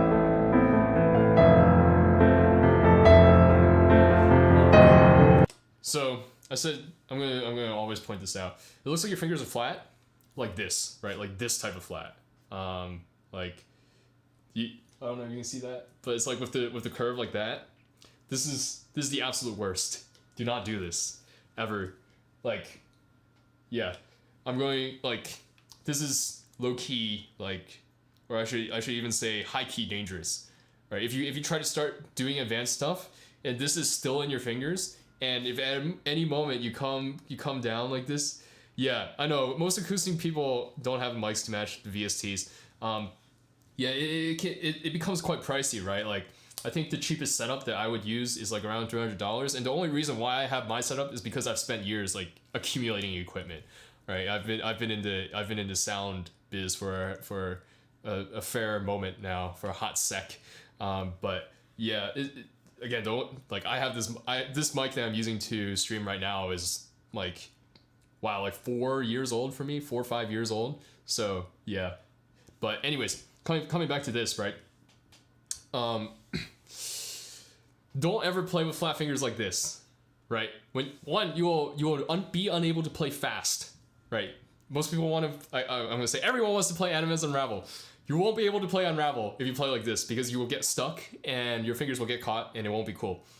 Second, when you start adding weight and you start trying to do other advanced techniques, once you start trying to not unravel, I want, like, every single video I make, I feel like I need to throw in an Unravel reference and throw in the Ishtar's like thumbnail, like stop playing Unravel, because I think it's such a great meme. Just play Ravel. That's a good one. I've only played one Ravel in my whole life. Anyway, some toccata. But you won't be able to do any of this stuff, right, that you want to faster. One, because you won't be able to play fast, but two, because it's actually going to be dangerous. If you land on your finger like this way, and you're leaning in with arm weight to get a forte, or you're leaning in with body weight even, like God forbid, leaning in with body weight, this is gonna hurt your fingers. And you keep doing that over time, keep trying to push the tempo like this, even if it's only like every once in a while, it's gonna hurt your fingers. So just train that out. Train that completely out, right? Every time it happens, stop, play it again, and make sure that you're not doing it. So yeah, that's just, yeah, I have to be a bit more firm on that, simply because it's that detrimental to playing in general. Like, I'll say, right, like, people have different like ranges on how much they like to curl their fingers, or how they want to do this. Generally, you don't want to be tense at all, right?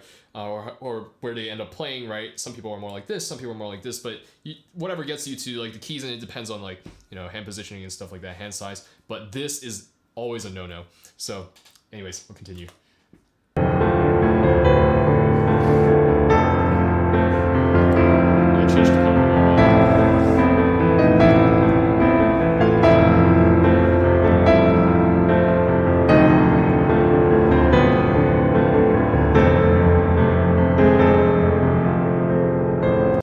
Again, we just want to think about direction, right? Right? It's kind of boring, but we want to Right, I can obviously add vibrato and change the dynamic while I'm singing, but it's almost like you want to hear that in your head while you're playing. It's like you almost want to hear the piano doing that in your head, and it's kind of like psychedelic in that way. But if you can hear the piano doing that, somehow your fingers will, after you practice, right, might add a little bit more, right, to the next note, right, with the phrasing, with the contours again, like talking about last time. Twitch? You want me to switch to Twitch? Is that a question?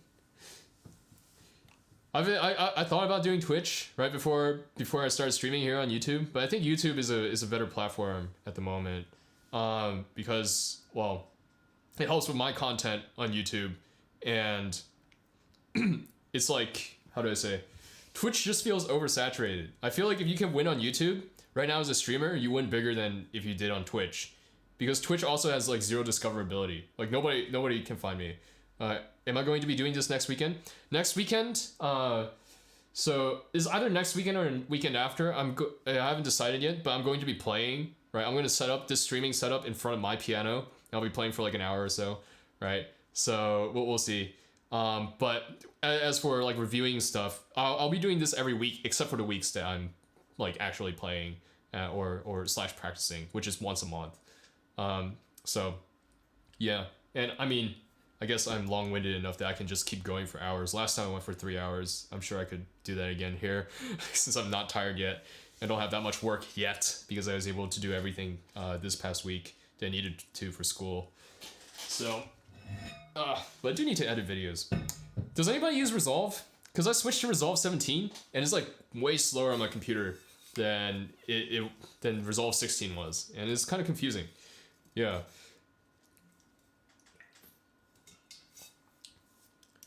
But yeah, Twitch takes like 50% per sub or something. I'd rather just use YouTube, man. Yeah, I'm literally gonna switch back to 16 after I finish doing this next video, because it's like 16 was buttery smooth for me, and now I switched to 17 and I'm like, cool, it has some new color grading features. Not that I'm really good at using anything yet, because video editing is something that I'm very new to.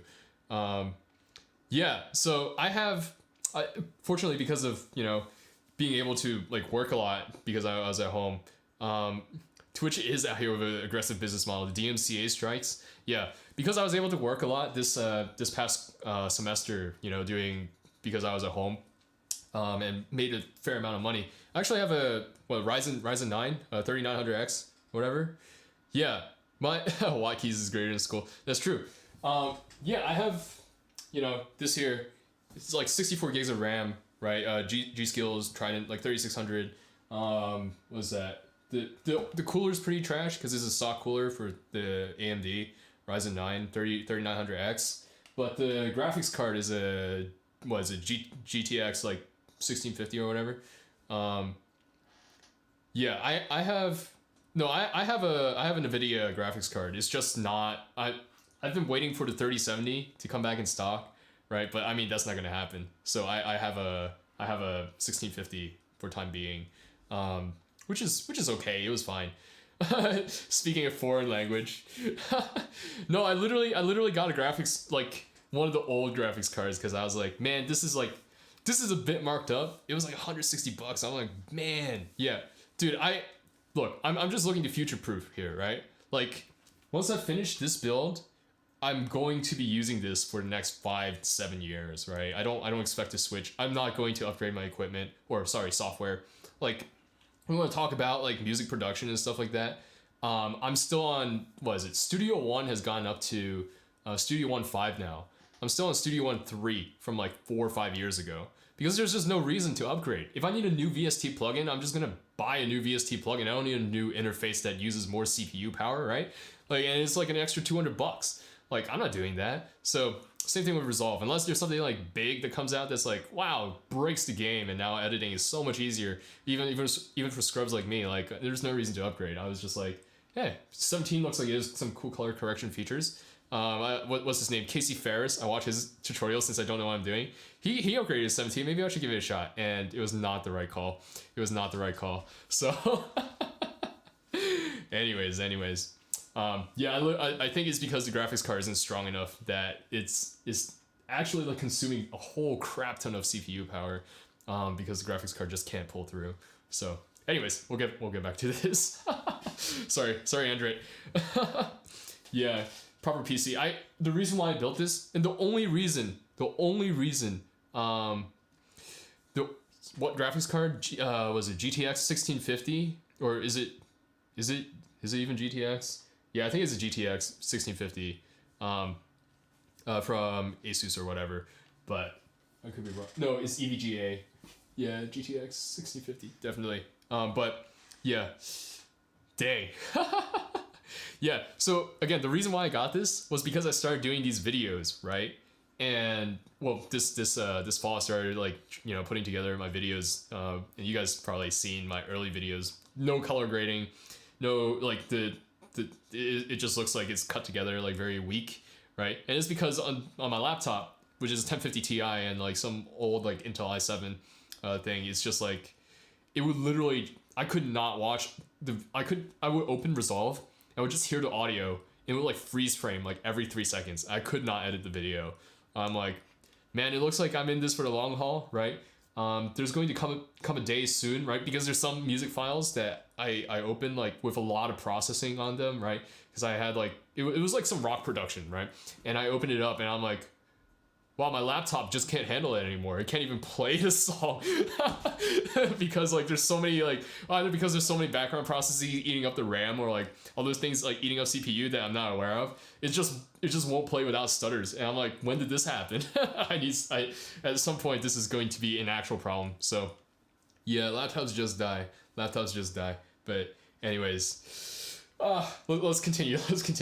And we'll go for a few more minutes. Again, because I'm going to assume that a lot of the problems here are similar, right, or are going to be similar throughout the rest of the piece, Andre.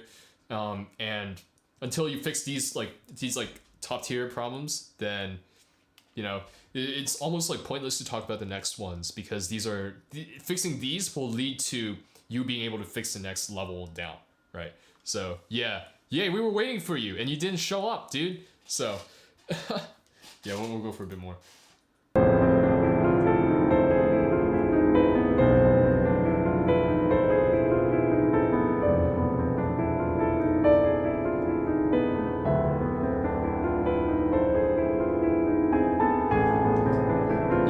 So right there, right, you had a melody, like a moving melody line. So your melody on top was dum ba da dum or whatever, right? But you had da da da da da da, right, whatever underneath.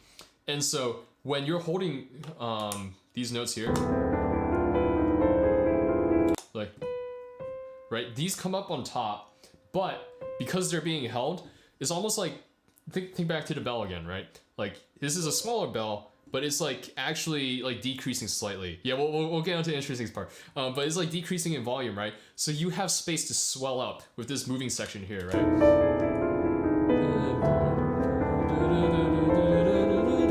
Right? It can come up a little bit and take up some of that space, and that's how you create even more of that contour, how you create more of that direction.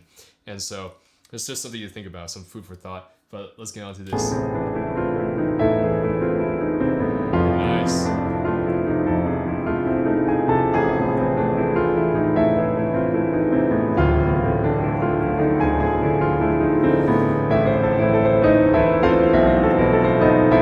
Okay, right before we get onto this part, same comment, right? When both hands are moving, drop the, like when it's low, drop the dynamic, right? And then when it comes up, increase slightly in that crescendo. Again, we're moving within this this range here in piano. You want to utilize the maximum range to create that movement. Movement comes from dynamics. Movement comes from tempo, and yeah, basically just move the dynamics so that you're not only moving with the notes, but you're also moving with everything else. So let's get on to I'll back up so I can hear the build up into it. And oh yeah, of course, make sure that the right hand, right, the notes that are shooting out. So even the bass, right, with the down here, like. Right, like these notes have to stand out. They have to come up on top. These are the ones that like you can even bring to the bottom of the mezzo piano range, or like the middle of the mezzo piano range, and just have them stand out that much, because you want them to shine in the pedal in the midst of all the thickness. So just something to think about. Again, it'll help as you start fixing some of the technique, because those jumps will be less arduous, right? They'll be a little bit easier to do.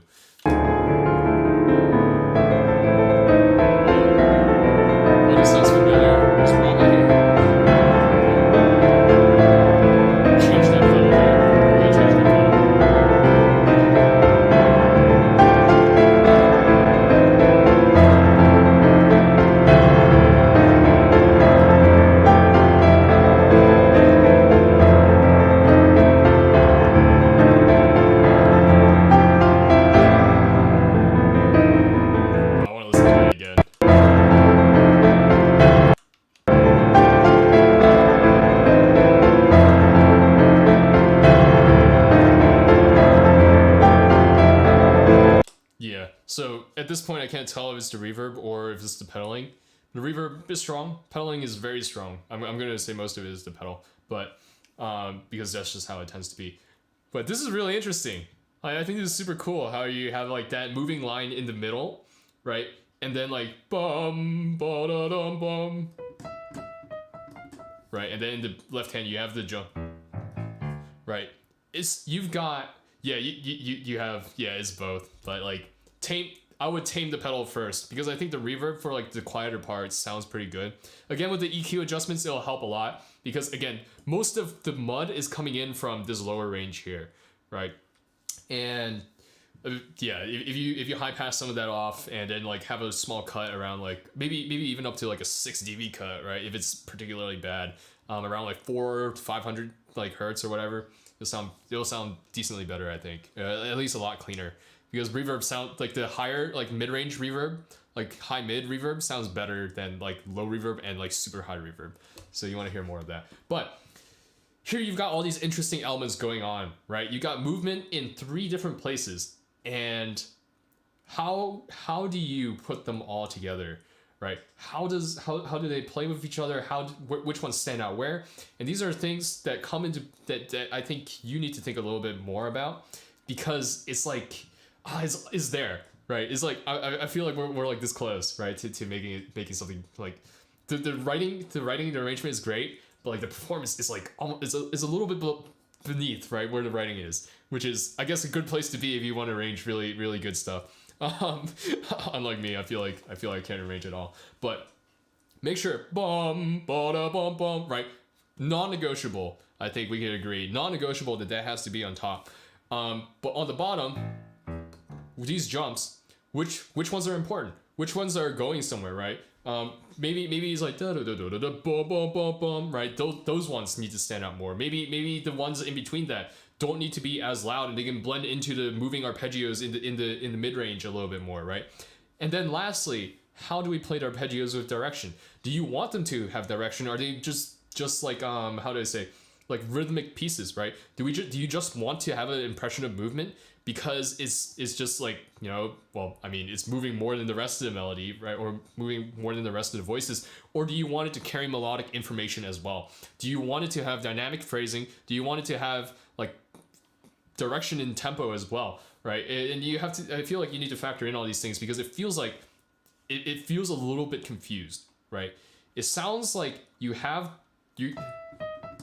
right, that's the only thing that non-negotiable, and you've got that right, pretty close to right. I think it can still stand out a little bit more, but everything else is a little bit like you're unsure of which one's important. Or there's no delineation between which one's more important than the other, or how the melody is moving. Does that kind of make sense?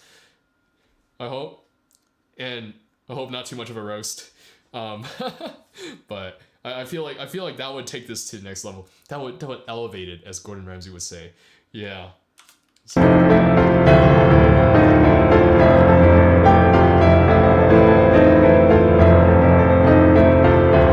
like when dum bum bum, right? Do you want this to like back it up? Do you want this to also carry like motion? Right? Like, what do you want it to do? What's the purpose of, right? Aside from making the chords sound complete, aside from adding harmonic information, what do you want this, right, to do? And that's perhaps something to think about for the next thing that you're working on as well. What is each voice doing? Is it just it can just provide harmonic information. It can just provide support. But is that all you want it to do? Right? That's what I'm always thinking about. What are all my voices doing? What does the composer want here? What do I want here? Right, when I'm writing something. Not that I write much, but yeah.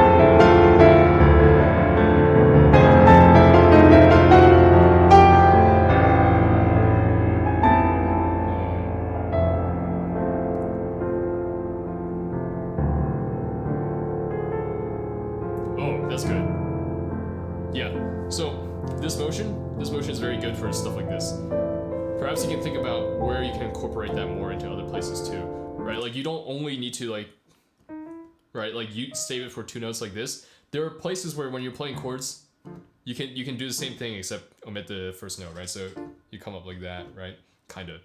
So you can think about applying that technique.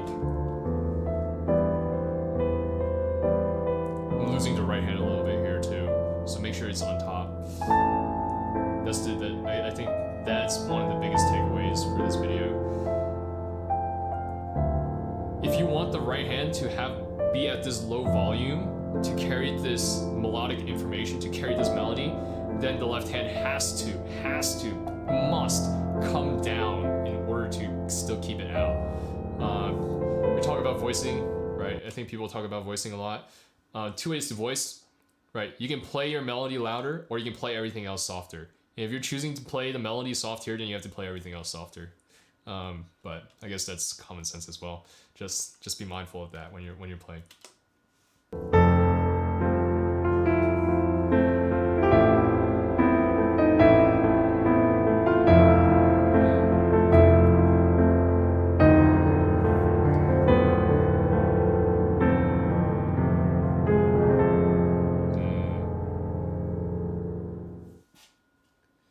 Nice. That was very nice. I liked it.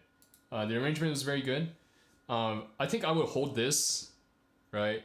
And sorry, I wouldn't do a fade out here. I would just hold it and then like let it ring and then release, because I think that personally that just sounds better. But yeah. Basically, I have the same complaints throughout the whole piece, whole song. It's just voicing 1, pedaling 2, and then 3. What are the voices doing? What's the purpose? And then of course fixed fingering, right? Fixed playing with flat fingers. So does that make sense? You have any questions? Is that helpful? I hope. I need another sip. I think I gotta pee too.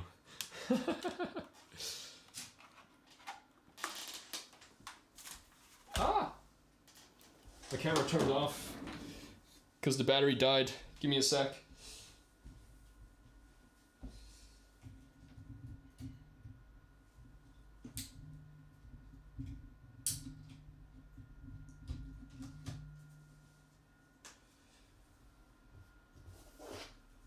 Oh, man.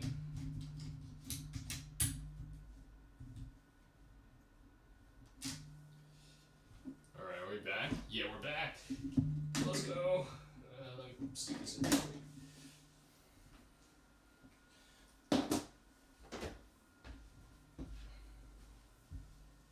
All right. Yeah, no problem, dude. Yeah, voicing is the best thing to work on. Yeah, I mean, if aside from flat fingers, right? Fixing flat fingers, again, #1 priority whenever it comes up. But fix flat fingers, right? Practice if it shows up at any point, right? When you're practicing or when you're playing something, just run that section like 3, 4, 5 times over, right? Slowly, and make sure that every time you press that note, it's not flat. And just drill that into your head, drill that into your fingers, because that is probably the most detrimental technique. I mean, there's other things, right? If you play with like very poor wrist position or like arm position, but you're not doing that. That's something that you gotta fix. And then think more about voicing, right? Once you learn the notes, first, right? 2 layers. What's the melody? What's in support? And then make sure that the melody is coming out. And then after that, if you have time before you want to post a video, if you are feeling up to it, what are the other important voices, and how do you want to layer all of them? So, yeah.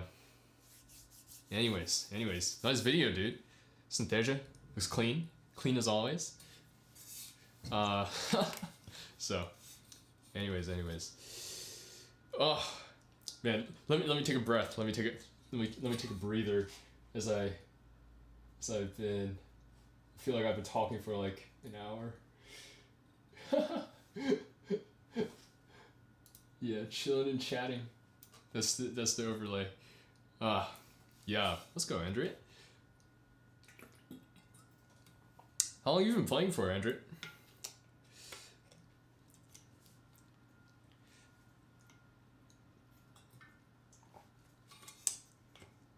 I should get...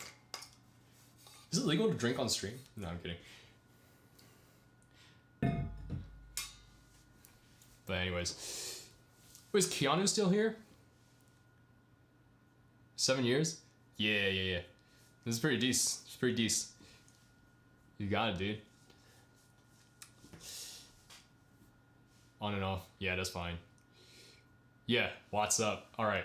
I'll show you real quick before I move on to Ye's thing. Well, I gotta pee first before I do that. But what I was talking about last night, since I couldn't send you that video, so I'll take stream time to do it. But what I was talking about with finger independence, right? Dexterity is basically when you play like a note. Oh, nice! I have my camera here. You want to lift your fingers like this, right? So you don't have to lift it that high. This is just for demonstration. But like the more flexible and the stronger your fingers get. Again, going back to talking about like Topman and stuff like that I was mentioning to Fruit earlier, like an hour and a half ago. You don't want to just think of, like it's not just all about like strengthening fingers, but I think strengthening fingers, you can strengthen your fingers to a certain degree, and I think we should start off with that, especially developing flexibility and independence. So if you lift your finger like this, you want to come down like that, right? And you want to do that for each and every finger. So obviously, I'm not straining my fourth finger, my ring finger, to come up because it can't, right? Because of how the tendon's connected, like here, and like other, I guess like other factors. But like, I'm not straining, but I'm just lifting it off the key, right? As high as I can go without strain, and then coming down, and then like that, right? Even the thumb. So how that applies onto the piano is like, right? So I'm coming up. Wow. Yeah. So even if you lift like this and then your hand, like if you go fast, like you'll notice that like my forefinger comes up and my pinky comes up with it, right? That's just natural for me at this point. I don't think it's really detrimental either. So it happens, right? But when you're going slow, try to isolate each and every single finger, right? And curl your fingers enough so that you're playing at least at this section of the keys, right? So like out here, where the black keys start. And then once you move up into the black keys, yeah, you want to play at the edge of the black keys. And that's about it. So that's the first exercise that I recommended to you yesterday, right? Just for a few minutes doing this and developing that finger independence before you start moving and start passing the thumb. That was the other thing that I wanted to mention, right? Is that when you pass the thumb, when you pass the hand or the fingers, or over or under, right? It's not your wrist that twists to do it, right? It's your fingers that move like this and your arm follows in order to keep it going, right? So if I pass my thumb under, right? It's not, I'm turning my thumb like this, right? But rather my thumb goes like this essentially, and then my hand shifts, my entire hand and my arm shifts into position to where the thumb is now, right? So it's almost like the thumb is setting where your position is, right? Or when you're passing over, then your new hand position is there. So it's like you're maintaining this neutral hand position the whole time. So when I go up, I pass the thumb, right? You notice that my hand's not twisting like either direction, right? It's just my thumb is going underneath, right? And then when I'm coming over, right, that's when I move my wrist, right? But my wrist isn't twisting, it's moving together with the hand, right? So my whole hand is like moving like this, right? So that's when you pass, right, like that. And then when you come back down, same thing. Whole hand moves and maintains this neutral wrist position. Nothing's tight, everything's very loose, right? Like my wrist is bouncy, right? Obviously, when you go faster, your wrist will naturally twist a little and turn a little, right? Or if the jumps are bigger, right, your hand will twist, but the motion is always preceded first by the fingers going, not by the wrist, not by the arm, right? And you're doing your best not to twist this out of position like that too much, right? So that's what I was talking about. And the exercise that I was mentioning that might be helpful is doing, wow, yeah, the basic stuff helps a lot. Dude, I mean, this week and last week, I think I just need to make like a video series covering like a lot of the basic stuff. There's like already really good videos out there, but I guess like, I don't know. I guess I just need to make a better video. I need to work on my concision, basically. I need to work on my concision and while keeping up the memes and the humor. Or if you find me humorous, I guess, then, or if you don't find me humorous, then my lack of humor. But anyways, the exercise I was going to recommend is the first exercise in the book called Hanon, which is full piano exercises that I don't practice. I know WattKeys doesn't practice Hanon. Yeah, it's been years since I've actually sat down and practiced Hanon. So call me a fake pianist. But the exercise is literally you're setting up in the same position, right, on middle C, except your thumb and your index, or if you're playing right hand, are separated by a skip, right? So it goes C, E, F, G, A, and it comes back down G, F, E, D. Repeat. So now you insert the skip right between your thumb and your index, and then you go back up, right? And with this, you can take it slow, focus on isolating each and every single finger, and you just move up and down the keyboard, right? And then when you get up to the G, or whatever note you want, you can come back down, right? Except now you insert the skip between your ring and your pinky, right?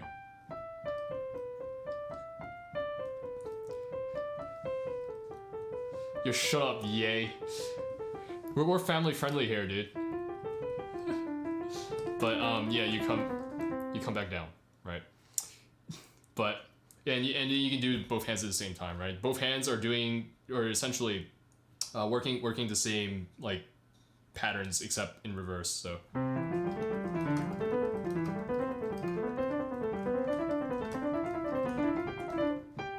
sorry.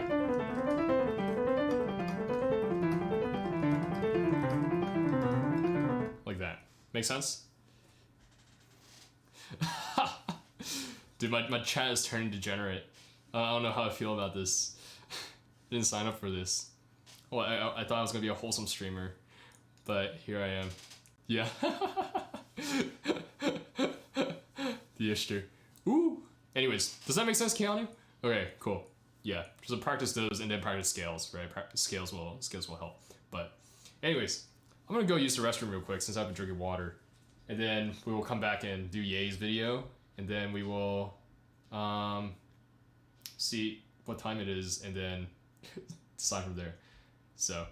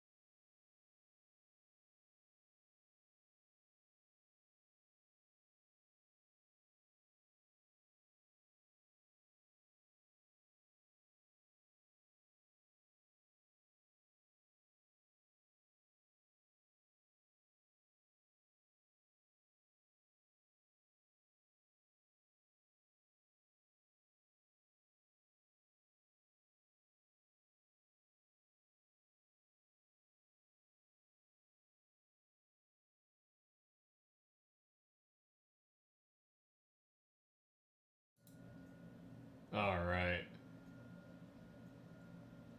Are we back? Looks like we are. Chat dead? Nice. Ugh. My lo-fi hip-hop. My royalty-free lo-fi hip-hop. Yeah. Oh man. I always forget how much talking for like 2 hours takes out of you, you know? Like, well, on Rama's server, like this past week we were talking about like introversion, extroversion, or whatever. I don't know why I was brought up, but I'm a hard introvert, right? Like, I don't know if you guys like Myers-Briggs or like those like sort of personality tests. I think they're kind of jank and sometimes not the most accurate, right? Like Enneagram and stuff like that. They're somewhat insightful occasionally, but yeah, I know, talking for 8 hours straight. I could not imagine. But yeah, I'm a hard introvert. I'm like 80% introverted. Every time I take Myers-Briggs is always like 75 to 85% introverted. It does not change for years, but obviously an extroverted introvert who can talk a lot when he's comfortable with the topic and with the people. So that's why I get to run my own stream. That's why I run my own stream. But after the stream, that's when I crash, which is why we're this is the pregame for Animens, right? I need to wear myself out so that I can enjoy Animens to the fullest potential. But yeah, I cannot imagine teaching for 8 hours straight, man. Like, that's why you gotta do music, right? Do music, teach music, teach piano, do an online course. So you teach once and then it's always just out there, you know. But yeah, I'm still streaming, Hayden. Dang, but I'm doing Ye's cover next. So, dude, is everyone CS major? Yo, I can do simply piano ads on in a video or something. That would be pretty fun. But no, I'm actually Andrea, I'm taking some CS classes right now. So they're kind of, I'm taking what is it? Dude, at our school we have to do like a freaking one of our CS classes teaches OCaml, which is like some programming language that nobody uses, but it's like function oriented. Yeah. All right. Yeah. Well, I mean, since you asked, Hayden, I might stick around even after Ye's, even though it might be a long time. I guess I've already whatchamacallit, I already committed to staying up to 1 or 2 essentially to see Animens stream, so I might as well just keep going, right? I just need to probably eat something at some point. But yeah, oh my gosh, we do OCaml first for like half a semester, and then we gotta do and then we do Java. But it's like kind of like, wow, like why are we doing that? But yeah, no, I'm a physics major, so I understand the STEM pain. When I have a bedtime, my sleep schedule has been pretty wrecked, man. My sleep schedule is absolute garbage. Well, see, I forget who I said this to. Yeah, I mean, but Java's better than OCaml, okay? But I'm technically not, I'm not gonna show my code because they're like, oh, we show your code, we're gonna we have bots to track you and then give you a 0. But OCaml is like the dumbest thing ever, right? Especially since it's streaming, it's like very public, right? I can't ask my friends. Not that I do. But anyways, OCaml is literally like, you define like a function and then you literally have to write out each like freaking like case. And it's like, what is going on? Why can't I just like define a variable, set the variable to something, and then like use it for the rest of the program, right? Instead, I gotta make all these like weird recursive calls to make something happen. I have to write it out line by line, and like literally each function, each line only does one specific thing because it's like so basic and like functional. It's like, what is going on? Anyways, this was my first week of class, right? So we had we didn't have a long break. We just ended really late. We ended like 3 days before Christmas, and it was like, bro, what the heck? But yeah, it's like, man, kind of weird. Yeah, I'm a junior now, right? So all my computer science friends took it when they were freshmen. So you know, it's like, yeah, I'm suffering what they suffered back in the day, except now as a junior doing physics. So anyways, why do you teach that? I don't know. They're like, they gave some reasons, right? They were like, okay, yeah, we want to level the playing field, right? Okay, nobody knows OCaml, so we can like judge. This is a second semester programming course that everyone takes. So Sys 110 that we have at our school is like the equivalent of AP Comp Sci if you're in the States, and then 120 is the next one. So I'm in 120, and they're like, we want to level the playing field. Everyone knows the same thing or knows nothing, and it teaches you how to learn a new programming language. And it's like, okay, cool. And then we want to show you the function, like how to do function-oriented programming, right? And it's like, okay, cool. But our CS department is like very theory-based, right?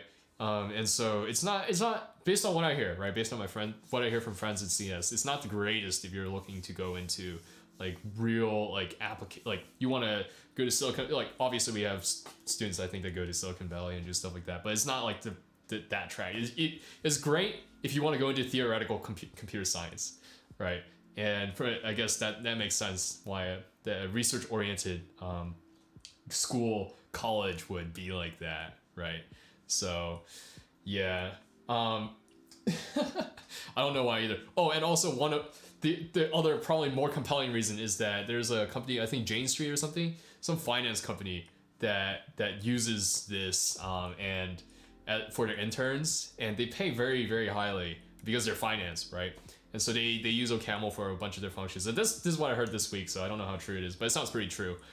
So perhaps that's why why they have people learn OCaml, so they can land those internships and it looks good for the school. So yeah, because Jane Street, if you're a high-end finance company, you're not hiring someone who doesn't know OCaml and have to like teach somebody for like 6 months, right, how to do something during a summer internship. Because then what's the point, right? What's the point? So who knows?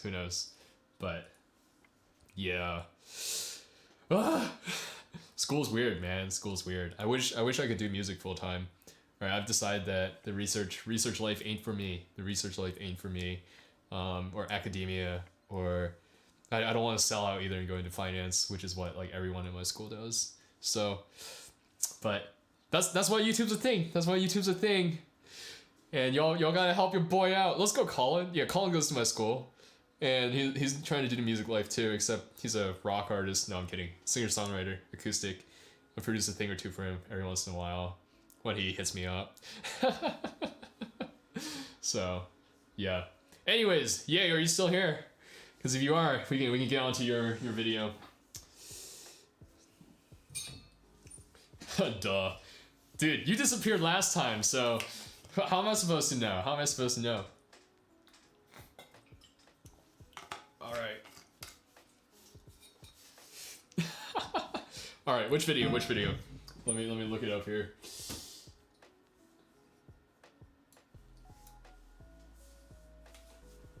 You might have to leave in a bit. Dang! Okay, 10 minutes? Sure. We'll run through this in 10 minutes.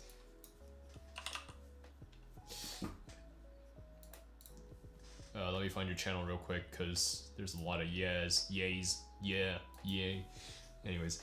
Alright, which one? 8 by Lou.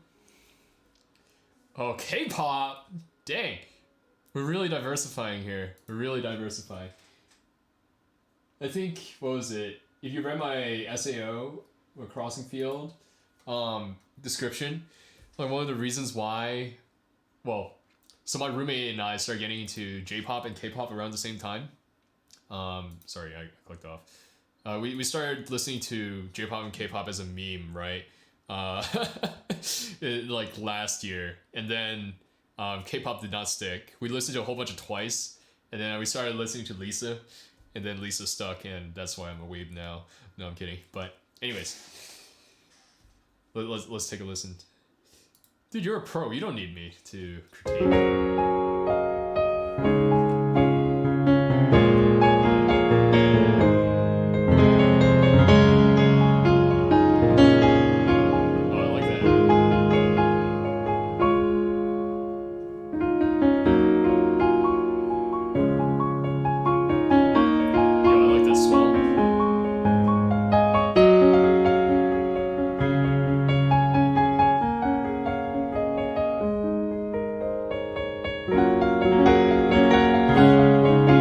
So I think maybe a little bit more of a pull there, but with the, oh sorry, I can't play by ear. I'll just stick to K-pop. Love Twice. What is love? EXO. Okay, dude, my crush in 7th grade tried to get me into EXO, and I think that's why she said no. No, I'm kidding. I didn't get into EXO in 7th or 8th grade, and and that's why I got rejected. No, I'm kidding. It was okay. It's okay. But first off, I think the voicing is really nice, right? But second, I think it's like one of the problems with even actually, this is one of the few things that when I listen to Animens, did I give it a shot? EXO, I didn't give it a fair shot. I gave Twice. I'll still pull up Twice and A-Pink every once in a while, but like, you know, my playlist is now all anime. But anyways, I was gonna say, oh, did I give it a shot? Did I ask her? No, I think, okay, so what happened in 8th grade? I think I confessed, and then she was like, I don't like you. And I was like, oh, rip. And then like 4 months later, I was like, I've moved on, right? And then she's like, hey, I like you. I'm like, why are you telling me this now? It's too late. Like, that's not how it works. And it was like, man, like the fattest rip. Yo, Colin, you should write a song about this. You should write a song about this. Yeah, it was an emotional roller coaster. I was like, wow, should I like double down and see if this is actually gonna play out? But at that point, I was too committed to, like, you know, something else. You can call this song, what was it? What was that song you wrote, like Jane or something? You can call this like Jane 2. Yeah, she was Korean. I got you. Okay. Which is why she tried to get me into EXO. And she was a complete fan of EXO. But anyways, getting back to your playing Yay. This is actually one of the few things that I hear with like Animens' playing too that I'm like, I don't agree with entirely, but I see why it's not done better in a high pressure situation, and that I myself cannot do very well. Korean girls, Korean and Japanese girls, man. No, I'm kidding. But yeah, the middle, when you move the voice into middle, because you're playing with the thumb, right? Typically, you're playing even when you're interchanging. So let me play this.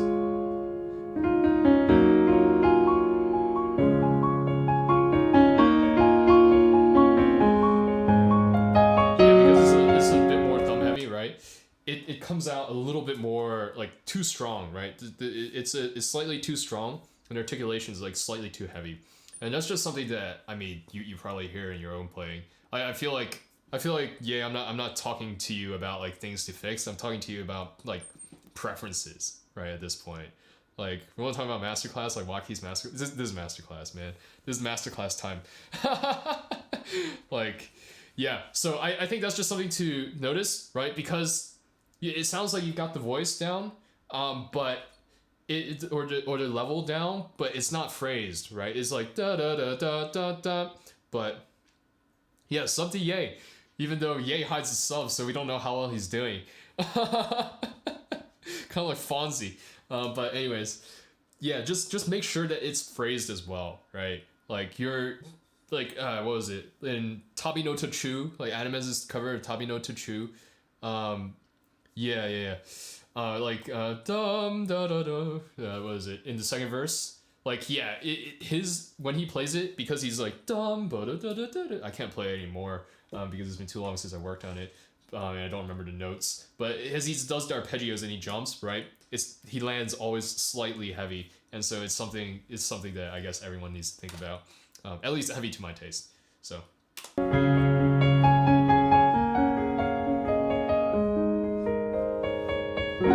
I feel like that part can be stretched a little bit more, and when you, right, this can be a little bit more of a question, right?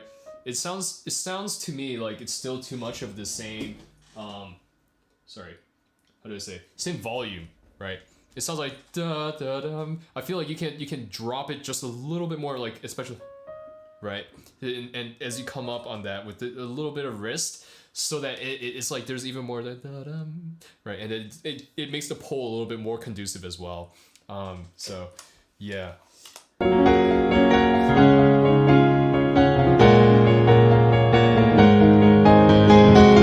Okay, so da da da da da, right? But then this is something that I love when you do da right.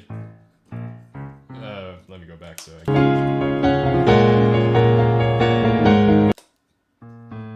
Right, that little chromatic sequence. I think it's like one of those things that you can just highlight real quick, right? So basically you have da da da da da da da da da da, right? Like this is the level, right? And then you have the bass like da da da, like you do jumps into the slight arpeggios, but then that little like da da dum, right, can almost like real quick da da dum, right, and add a little bit more. So it's like almost like a voice that's popping in, right? There's like da da dum, like, hey, real quick, I got something to say, and I don't know, that might be kind of cute, right? Add a little bit more articulation on those. But that's just typically how I hear things, even with like what. Oh,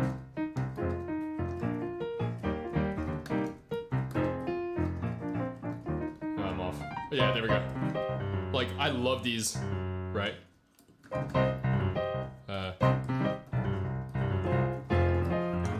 So yeah, it's almost like these little movements can create like another hey, like da-da-dum. It is like a boy band, right? Like the person singing is like ah, and then everyone else is like you know. Just like a K-pop group, Anyways.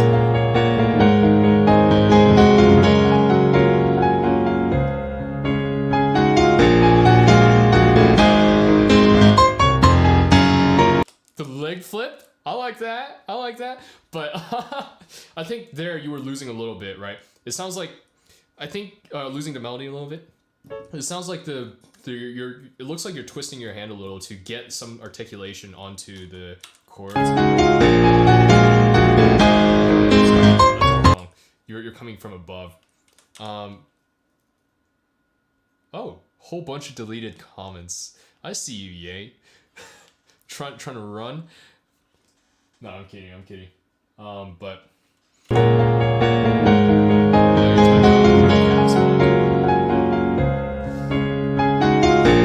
so this section here, right? I think that this can be a little bit more, how to say,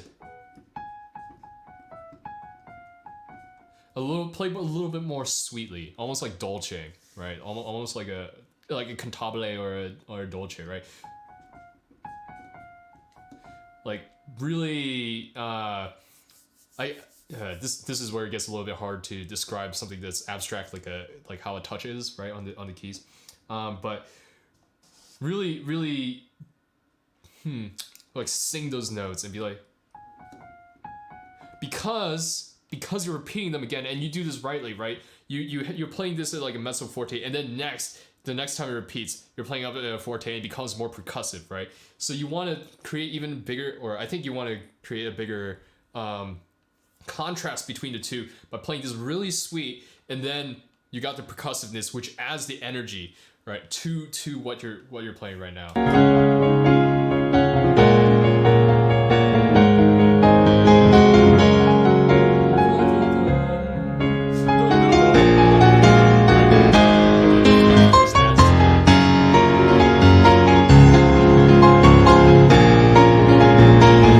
I feel like when you make those jumps, when you jump, if you stick a second longer or half a second longer instead of, because even though you have time, you're just jumping straight back up to the top, right?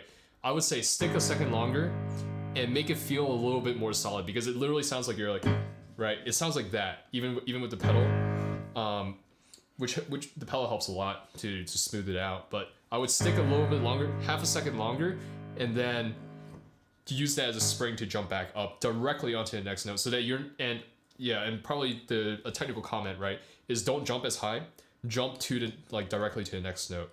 It's not necessarily thinking about shortest distance, right, because you want some articulation from a little bit of the height, but jump directly to the next note, like spring off your fingers. I don't know if you can see, spring off your fingers onto the next note, instead of jumping up, waiting, and then crashing onto the next note because you're holding yourself up here.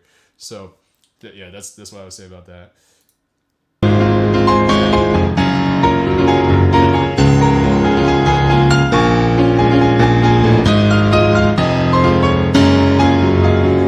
And do you work your audio in a DAW as well?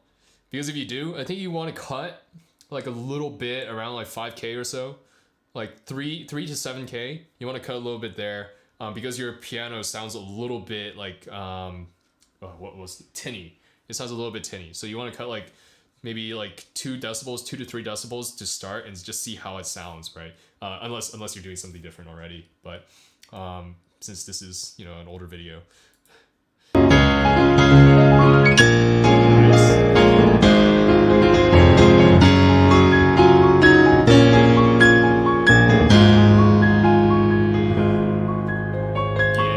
Again, it's hard to control the jumps, right? And so you are landing a little bit heavy, and so it's something that, I mean, again, to be mindful of, and not and to try and practice. But if it comes out this way when you're recording, you can't help it. So I like this cross hands. This is too high tech. Was it really necessary? Was it really necessary? I feel like that wasn't necessary. But maybe it was if I go back. See when the transition happens.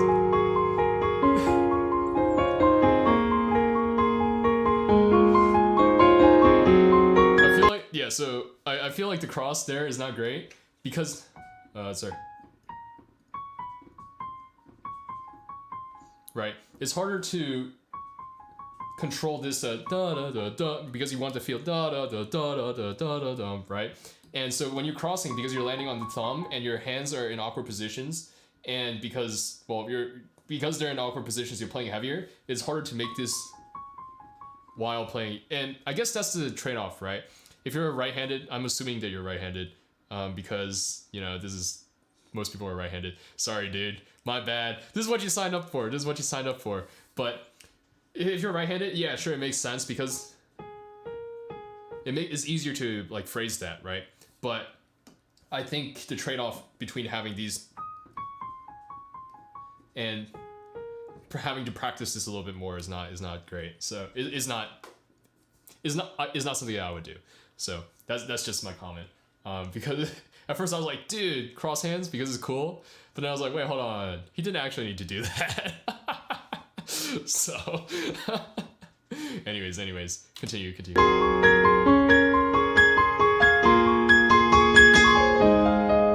I like that rhyme. It sounded a little bit like heavy, right? Because you were on the thumb, I think. Okay, so I can't tell. I can't tell if you're playing the whole octave here. So if your hand is stretched out, but like if you can try switching between like the first and second fingers. Just because it helps a little bit with like, instead of playing each note by having to rotate your hand and wrist like this, which creates a heavier tone, and like something that's like more like staccato and like aggressive. Yes, thumb too strong. Exactly, that's the problem.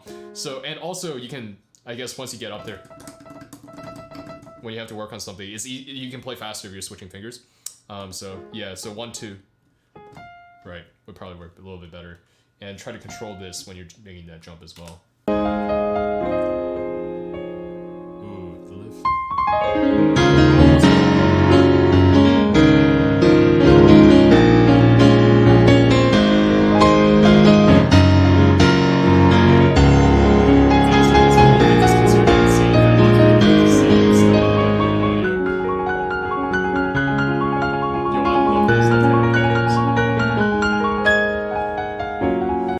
Okay, so I actually really like that because let me hear it again.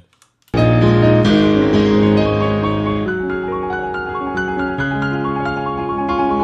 because you've got the bass notes like standing out like right, like those are standing out in the pedal, and I don't know, is standing out as well. But then your right, whatever pattern you're playing is like right beneath. And it's one of those patterns that feels like, again, right, it doesn't need to have like a musical direction, or not musical direction. It doesn't need to have like a melody. It's just like texture, and you're playing it like perfectly right on that like last layer with the arpeggios and creating that texture by having that like tremolo, right? So, good job. We're not only dishing out punishment here, we got praise as well. This is the most convoluted praise sandwich you've ever seen.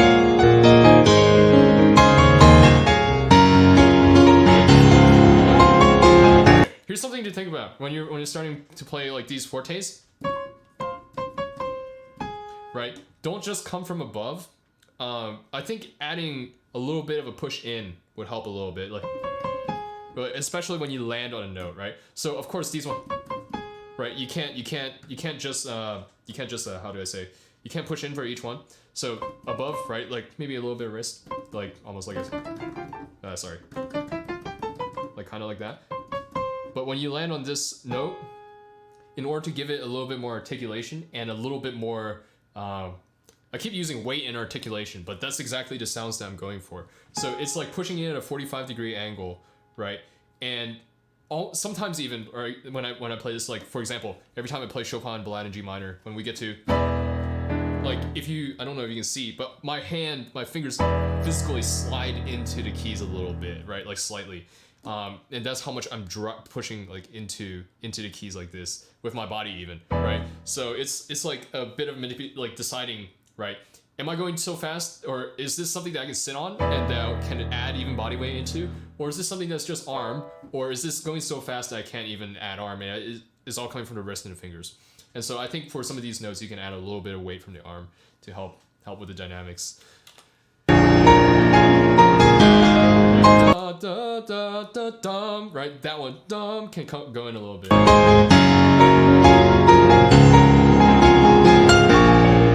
So again, like from instead of coming from above like this, which is what's happening, right? And so you're losing control, which is why like really hard. Instead of coming from above and jumping so high, go straight to the note and go in instead. Push in. And again, you know, the whole thing with velocity curves, I don't know if it's really that much different on a keyboard like this, but it'll help you control at the very least how loud you're playing. And on a real instrument, I think I would say the resonance, the tonality is slightly different, right? Because it's not hitting the hammers, the hammer's not hitting the strings as sharply, and the mutes aren't coming up as quick. So, anyways, but think about putting a little bit, of weight instead of coming from above. This is the difference. I think actually when I was growing up and learning, right, teacher was always like, never come from above, never ever come from above, because when you come from above and you don't know what you're doing, it has a tendency to turn out harsh. Right, on a real piano, on an acoustic instrument, it sounds really harsh, right? Like you're slamming the instrument. And on like electric pianos, it sounds like the attack just jumps up real quick, like the velocity, like the attack of the note is, if we're talking about the sound envelope, it goes up real quick, and then it's like, where's the decay, right? And it's like immediately decays down, and it's just like you just sustain, and it's like it doesn't match. It sounds bad there too. But I mean, if you watch Anime's videos, you know he comes from above, but he's coming from above because he's practiced how to get the sound that he wants, get the articulation that he wants, that he can only get from coming above, and even being slammy at times, right? In his Gurenge cover, he's got the, right, like that part where he just like slams his hand against the piano like this a whole bunch, and that's exactly what he's looking for, which is why he's able to do, is okay doing it, but you're not looking for that sound here. You want something that's like louder, more forte, and more emphasized, but not something that's like harsh and like bam, right? So push in. So anyway.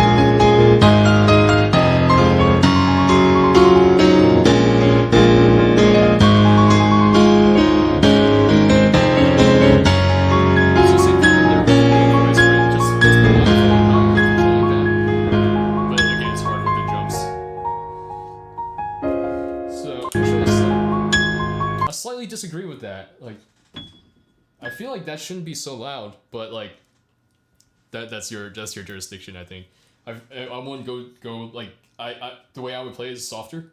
I would brush off the key like that. I don't know if you can see, but I would brush off the key instead like that. But that's just, if that's the sound you're going for, then that's fine. Yo, D-Wattify, what up? Thanks, man. I haven't gotten a haircut in like 2 months, and so this was really needed. Yeah, dude, did you just join? Because we're reviewing playing. This is a masterclass I'm teaching, I guess, because people want to hear me talk about piano. But anyways, we'll continue. Nice. The transition back into delicate. Yeah, ringing bell sound. I think controlling the brush would help with that ringing bell sound, right? So if you, like, this is hard to control. Again, coming from above gives a certain articulation and a certain sound, but it's hard to control that until you've practiced it a lot. So again, I would construct the sound that you're going for. Practice, like when you're going for this in the future, or these different sounds in the future, practice from the key first, right? Like, how can I do that with my hand on the key, or like just a little bit above? And then after you try those things, okay, maybe I can't do it with just finger. How do I add a little bit of arm? Does that work? No. How do I add a little bit of body if I can? So, okay, I can't add body here. What am I gonna do? Does this brushing technique work? No. Does pushing in work? No. Okay, then I'm gonna try from coming up from above, right? Coming from above is like the last thing that you're going for, because again, you have the least control. So, yo, thanks for joining, D-Watt. It's much appreciated. So, anyways, continuing.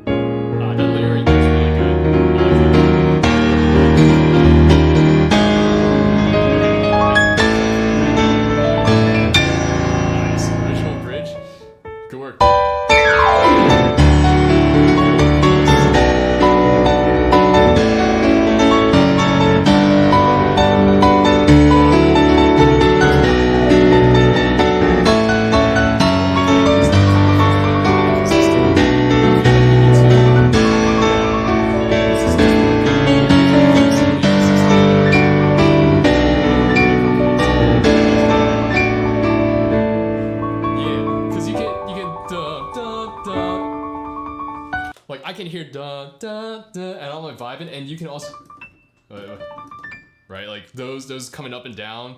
So all just going, and it's like, man, that's really good layering, man. Like I hear more than one voice. I hear more than one voice, and it's all like meshing together, and it's like, oh yeah, this is what we're looking for. The coveted Animan's 3-hand technique coming through. But yeah, just you know, the only thing that I'll say about this is that, oh okay, my mic audio is getting overpowered. This is all good. I'm not talking over the video that much anyways, but and we're about to end the video, or this video. But anyways, the only part is when you're going into it, it sounded like you didn't have much direction, right? From where you're, how to say, you didn't have a clear idea of what tempo you wanted to hit, right? Because the bridge was a different tempo, and you like kind of ritordandoed into it, which is fine. So 2 things that you could possibly do, right? What I enjoyed was at first it sounded like you were actually building up into the tempo, and then you waffled after you got to the tempo, which indicated to me that you weren't building up to the tempo, you just couldn't find it at first. But I think building up to the tempo might work here a little bit at the beginning. I'm not gonna rewind it because I don't know what exact spot, but or you can find the tempo from right out. But anyways, you got the tempo, and the vibe, the groove was there from the start, right? Which hid a lot of the inconsistency, which is good. Like yeah. Yeah, perhaps a little bit. This can be a little bit like you can how do I say, vary the dynamic a little bit, like, right, like maybe one of them stronger than the others or whatever, right? And have again like the bell, right? Thinking about the bell sound. This is the first bell, and the other ones are just echoes, and obviously not with that much articulation, but right, and yeah. But anyways, same thing here. And it'll help with like the rest of like phrasing the melody too. Nice.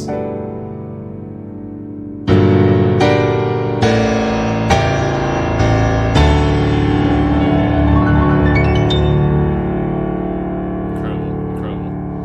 Sugoi. If one would have to say something in Japanese instead of Korean or English. But yeah. No, that was really good. That was really good, dude. I think all like, yeah, I mean, you know this, right? You're a veritable pro. The technique's all there, right? Subarashi. Exactly, subarashi. The technique's all there, except maybe some of the stuff from a control of coming from above. But like, yeah, just work a little bit more coming from the keys, and some like small like musical elements that maybe I would think about. Just watch out for when you move the voice into the middle, like how you're phrasing that voice in the middle. Yeah, it's the most important thing, right? Keep it on top, which is what you're doing. But then beyond that, perhaps build some more phrasing into that, or at least with the practice. And yeah, that's about it, man. Like, it was really good. That's all I gotta say. I'm impressed. Sugoi. But anyways, you got any questions for me? Anything was unclear, or?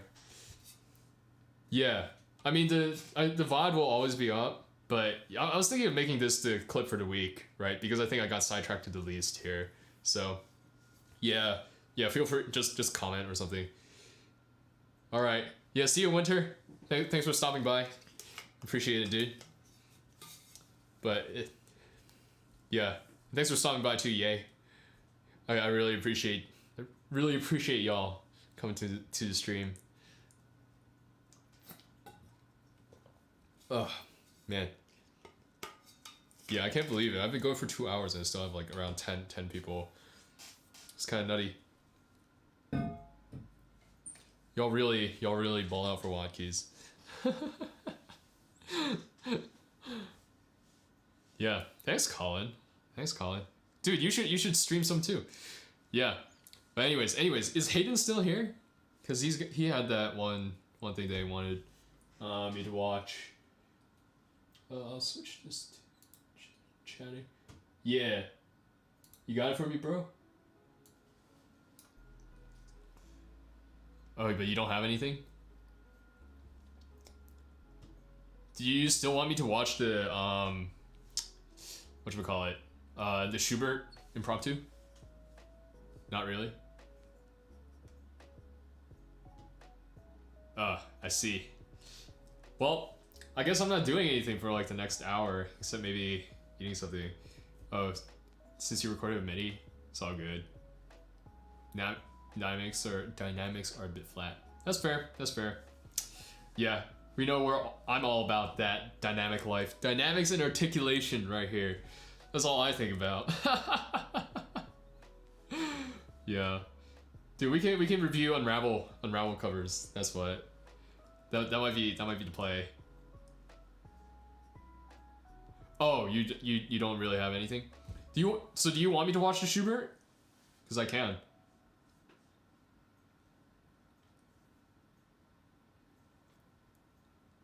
Is Rama gone too? I'd expect her to be gone. No, I'm kidding.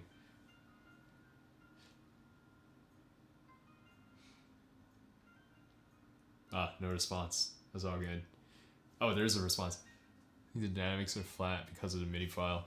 Yeah, that's fair. I mean, MIDI's not the greatest sometimes, right? But it's okay. It's okay. You gotta make do with what you have, right? So.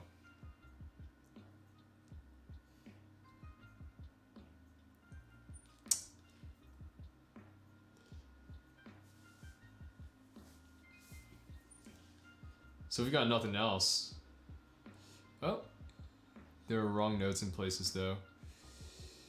That's all good. I mean, I'm not judging on, right? Like, I think the point of these things is not to judge notes, right, or perfection, because anyone can hear wrong notes. Anyone can hear, like, oh, you played something that was off, or like can hear bad technique if you don't know the notes, right? It's far more important to talk about like musicality, phrasing, or perhaps technical things that would actually make learning the notes easier instead of just something that is fixed by practicing more, right? So that's the goal of the stream. That's the goal of these things, right? That's why I'd rather it be a masterclass instead of just like a freaking piano lesson. So, anyways, I have a Schubert impromptus here because you asked me last week. I was anticipating this. So we will pull it up. It is Opus 9 number 2, right?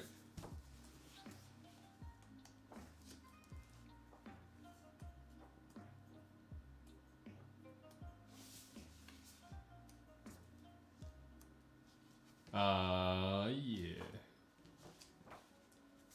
All right. Let's get it. Do I have? Yes, I do. Does this obstruct the view?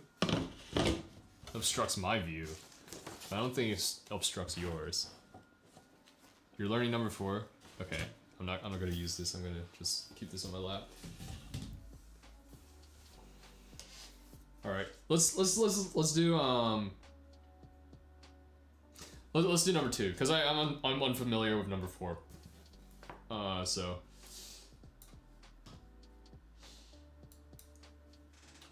Let me find you real quick.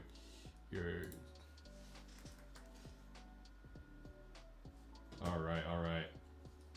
I have 115 subs. When did that happen? I got like 3 subs.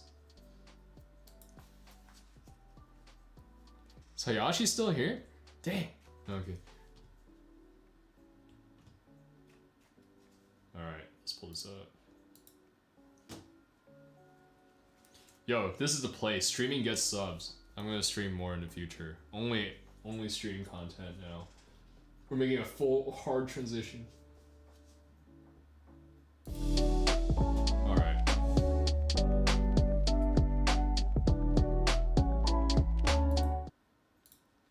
Let's listen to this. This is on my list to play, so this will be a good analysis. This will be a good analysis. Yeah, 24-hour stream. I think that's the next step, right? Next step is 24-hour stream. Yo, oh, here we go. The 500 sub goal, right? Once I get 500 subs, 24-hour stream, maybe. Probably not, because I don't know what I'd do for 24 hours. Review Unravel performances? Like, come on. I do play what is it? Do y'all are you guys familiar with Super Smash Bros. Melee online?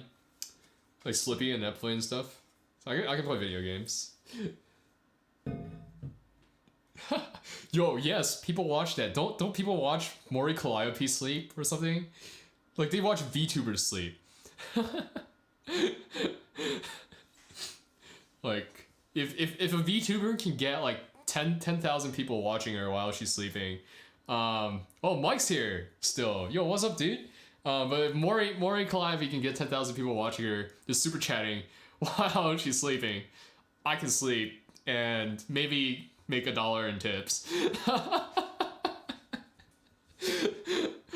anyways. Yo, what's up, Mike? I feel like I haven't talked to you all night, dude, because you haven't been active on the chat. But yeah, is this a progress video number 1? Nice. You'll tip me for sure. Yo, I need to sleep right now. I'll sleep now until Animen's thing, and then I'll wake up. Dude, you know, literally for the last Animen's live stream, I went to bed around like 4:30, right? Disturb me at my master classes. It's all good, dude. I hope it was helpful for you too. And I hope last week's stuff was really helpful. I could learn Unravel and stream. I feel like that's such a... So, how do I say?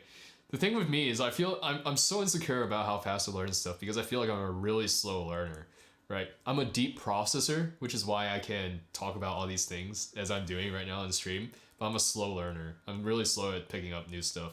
And so Unravel, like, I think I could practice for like a whole day Unravel, and it would be around like, maybe like, I don't know. I would still be so insecure about how I'm playing that I wouldn't play through the whole thing, even at a slow tempo, which is, I guess, partially faulty, right? Because at some point you gotta kick it up and try. That's how you know where the weak spots are and where to put time and energy towards. And it might even accelerate some of your practice because you'll get a better sense of the overarching picture. Sorry, I'm just looking at the time. But like, yeah, I don't know. But maybe. I would have to do it here though, not on my piano, because, you know, I'm still at home and my family needs to sleep. And I can't go for 24 hours down there. So anyways, what was it saying?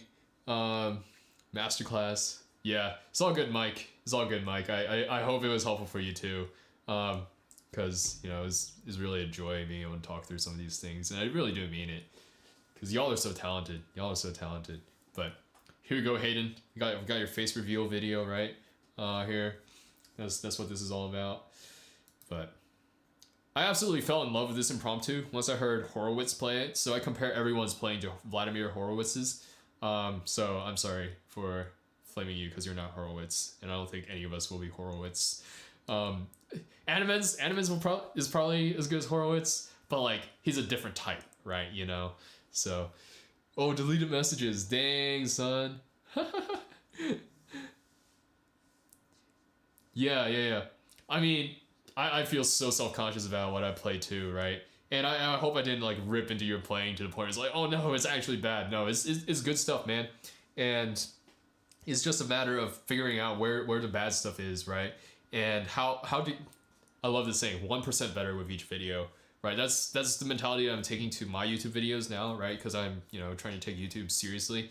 Every one of my videos I'm trying to be 1% better at shooting, 1% better at lighting, 1% better at talking, explaining, or like 1% better at video editing. Not all of them at the same time, right? But same thing with piano, right? For someone like if you're learning new stuff, right? 1% better. Is this going to be like something technical? Is this going to be something with voicing? Is this with phrasing? Is this with dynamics, right? You pick and choose and then work on that. So yeah, I mean, I feel like I'm not perfect. Again, sacrilegious statement. Animens, if you listen closely to his performances, aren't perfect, right? Disher, you listen to his performances closely. Again, sacrilege, not perfect. They're just much better than we are at hiding their mistakes. So, yeah, a really good mindset. Yeah, 1% better. So, yeah. Anyways, moving on to this. Yeah, upload consistently. That's why I space out my uploads, right? I space out my performance videos by 2 weeks, and then now I'm trying to be consistent with like educational stuff too, because clearly clearly teaching is one of my passions. Or just rambling is one of my passions. I guess that's a better way to say it. But anyways, impromptu opus 90, number 2, Schubert. I've never played Schubert before, I'll be upfront. But he's romantic, right? Romantic style. I think he's slightly before Chopin, or if he's before Chopin, it's very, very close. Very like around the same time period as Robert Schumann. I think they knew each other to some extent. So Schumann is very theatrical, right? Like there's a lot going on. You think about even with Schubert, some of his other things like the Elf King, right? I forget what genre that's called, but with the singing and like the stuff, like very dramatic, very like grandiose storytelling, and then you get this impromptu that's like, you know, all about changing the colors with the touch. So here you go, Hayden. Let's see if you did it or not. No, I'm messing.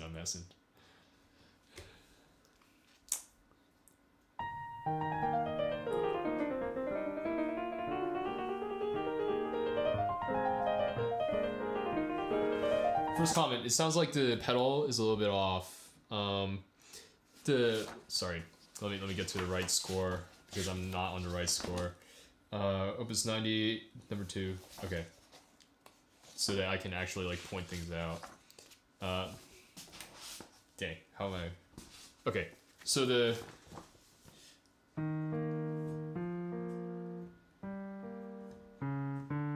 sorry, it's in E flat.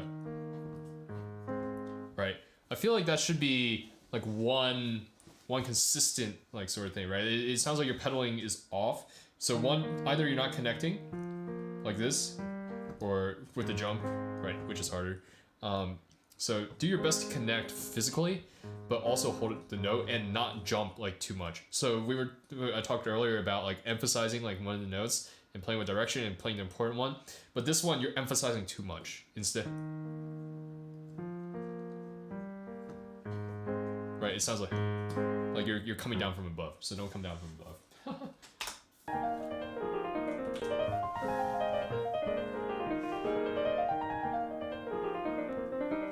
Okay, actually this is an interesting thing. Yeah, okay, so this might be interesting. So think okay.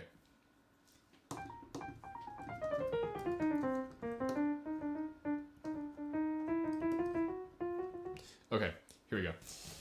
So with every other anime OP or any other song that we play or most other stuff, there's always an important note that is carrying the melody, right? So let me use a very basic example again. Mozart K545. Those notes are all important except, right? Or like this D, less important, right? And you can rank these notes almost in order of importance, like most important, like important, less important, kind of important, important, kind of important, right? And then very important, kind of like that. But with a phrase like this, all the notes are carrying the melody, and instead of thinking of it as like a melodic statement, think of it as a melodic. I want to use the word contour again, but I've been saying contour a lot. Think of it as a melodic shape, right? You have one shape. Right,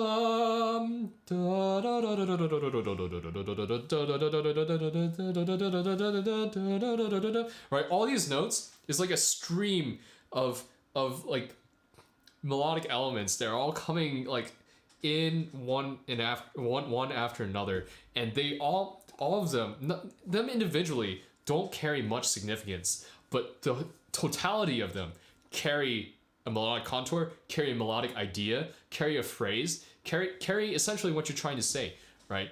And so I want you to start thinking about this a little bit more in terms of that, right? Like, where is the shaping of this whole run, right? It's not just a run, and you're not just playing to one or two important notes, but all the notes are carrying some sort of melodic idea because they're all part of the conglomerate, they're all part of the whole. Does that kind of make sense?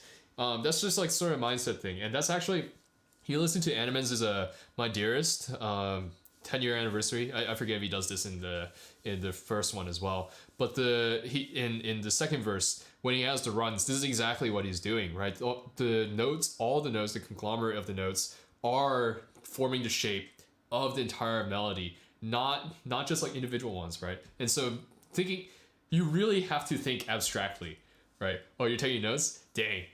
I always feel like it's weird when people are like, Calvin, I'm taking notes when you're saying something, because I don't feel like I'm good enough for someone to take notes. But hopefully I am. Hopefully I underestimate myself, because, you know, Dunning-Kruger effect, right? Like the more you know about something, the less your confidence is, like that curve. Anyways, I'm very unconfident about what I know. But I still like to talk a lot, so that's fine. But yeah, what was I saying? Yeah, think of it in terms of the contour. Think of it in terms of the shape. Think of where, really think about direction, right? So where are we going to?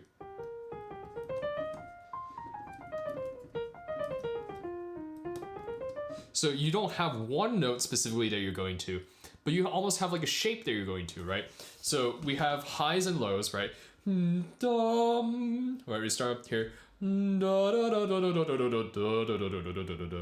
like it comes up a little bit, right? Maybe there's something important, like when you got to the bottom, right? I'm playing in the bass because I might have the score right here. But right.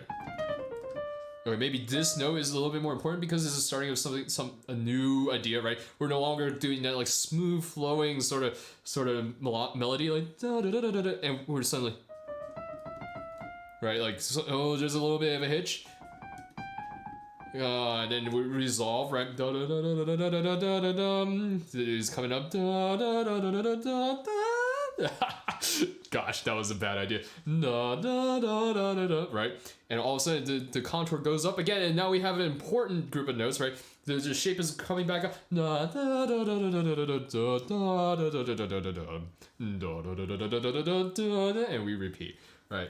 So that was I feel like this is the WattKeys meme. I spend like 10 minutes explaining the first like 30 seconds of a piece and then like rush through the rest. But does that kind of make sense? I feel like I just sang that out, but I think it just it helps with, like, you know, this is because the rest of this piece is like this, right? And I said this for every other video, right? The rest of the piece is like kind of like already similar, right? And so if you wrap your head around how to phrase this first paragraph of notes, dang, dude, you're more studious than you are when you're in class. Dang, this WattKeys lecture series, man. Anyways, the Zoom teacher you never knew you needed. But yeah, once you see the contours in this, right, and the shape of the nose helps, right? I mean, look at the sheets. The shape of the nose almost seems to help say where it is. Once you see it this way, start applying it to the rest of the piece. Start applying it, and then now we start thinking about how the left hand fits in, right? Right? What's the left hand saying? Oh, sorry. It's almost like emphasizing that a little bit. Yeah, WattKeys online school. Dude, maybe this is my path to monetization. When are you guys gonna start paying me? No, I'm kidding. Where's my tips? Where's my coffees? Anyways, link in the description, please. Onegai shimasu. Yoroshiku onegai. Oh, no, yoroshiku onegai shimasu is like, please have favor upon me interactions. But onegai shimasu. Anyways, that's besides the point. Education comes first for the sake of education. But start thinking about where the left hand comes in, right? Like, what's the left hand doing? Is it supporting the... Right. What's it add to this... Oh, sorry, I'm playing a little bit high. I'm gonna add this stand. Because I need it. I'll just peek over when I'm not.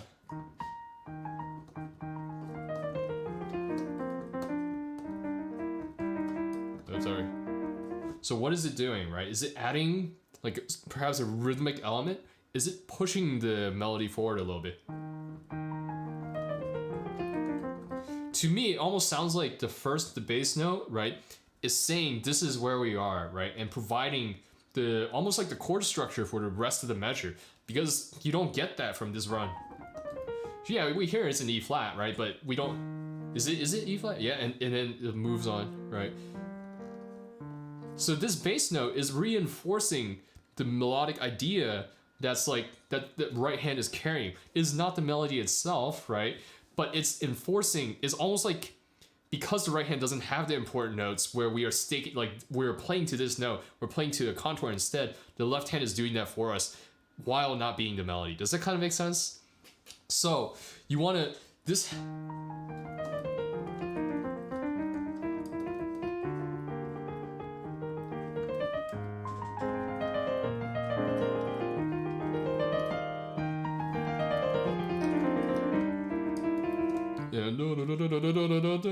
Right. So again, that's just how I currently hear the left hand, and I think it's probably the right way to hear the left hand actually. So a quick note about the left hand: it can't this note, the B flat again, unimportant note. And the second note is unimportant because it's not the downbeat, right? And it's repeating a lot. So make sure that's very low, which you are doing. But again, the E flat and stuff like that can be a little bit stronger. It can almost hit the same level, I think, or even be at the same level as the, but it has to follow the contour, right? It can't just be the same volume over and over. It has to follow the shape of the right hand. So sorry. Right, so you can hear I'm building in my left hand with the right hand. I'm pulling back with the left hand with the right hand. And again, I'm sorry reading this, so don't be too hard on me. But yeah, anyways, let's continue.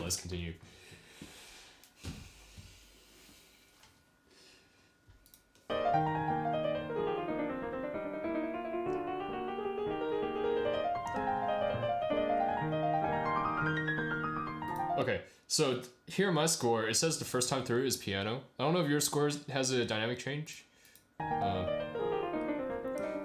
At the second time when it repeats, but I think that contrast is necessary.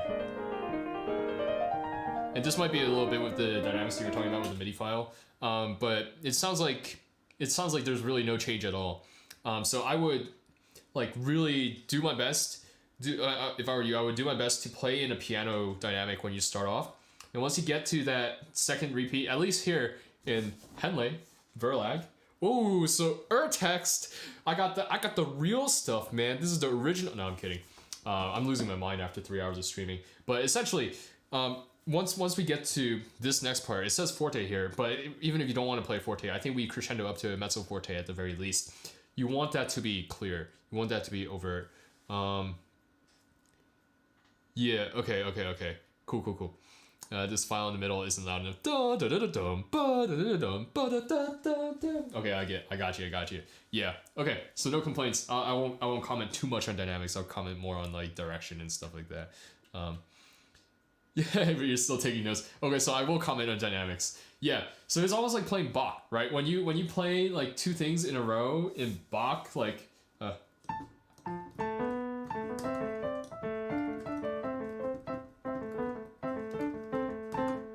Like the second time always has to be different, right? And I think it's less of a rule in like romantic pieces. Like for example, I think one of the examples I've used in the past is like that was kind of sloppy, but like you don't necessarily need to vary that dynamic. But here, one, because it's written, but two, because it's so long, you don't want to sound like you're saying the same thing twice. This is how composers get away with like, writing the same thing twice, is that you're not really saying the same thing twice because you're changing the dynamic. When you change the dynamic, you change the weightiness of the notes. You can change the articulation. You can even change the direction or how fast you're going, right? We're going back to the beat, like where we're playing on the beat, right? Are we playing at the start of the beat? Are we playing in the middle? Or are we playing at the end of the beat? And by varying all these things within the dynamic, you create almost like a new feel to the exact same melody. Yeah, that's the challenge of playing a repeat, right? Playing a repeat, the challenge is making it feel different because the audience already knows what's coming. So that's why actually Baroque music is kind of interesting. I think in at least some schools of thought with modern interpretation of Bach, the first time through you play the score as it's written. Second time through you add your ornamentation, right? So for example, if I were to go back to this bourrée,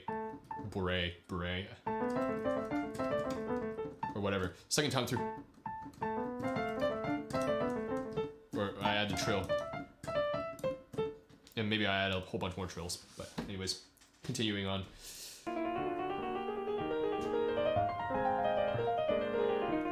I'll make the same comment about the pedal.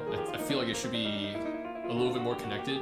If you don't want this, because this is a quarter, and you don't want it to be like bleeding into the rest of it. I'm not sure how to interpret that quarter, right? So I'll just say that. But if you don't want it to be bleeding into the rest of the measure, I would still hold the pedal long enough, or at least apply some pedal, so that this connects to this.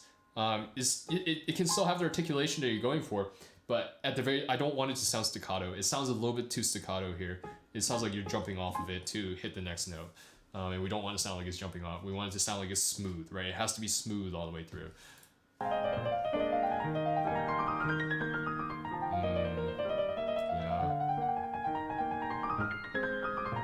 It's a little bit uneven, but that's practice, slow practice. And I'm assuming that here you're playing a lot quieter.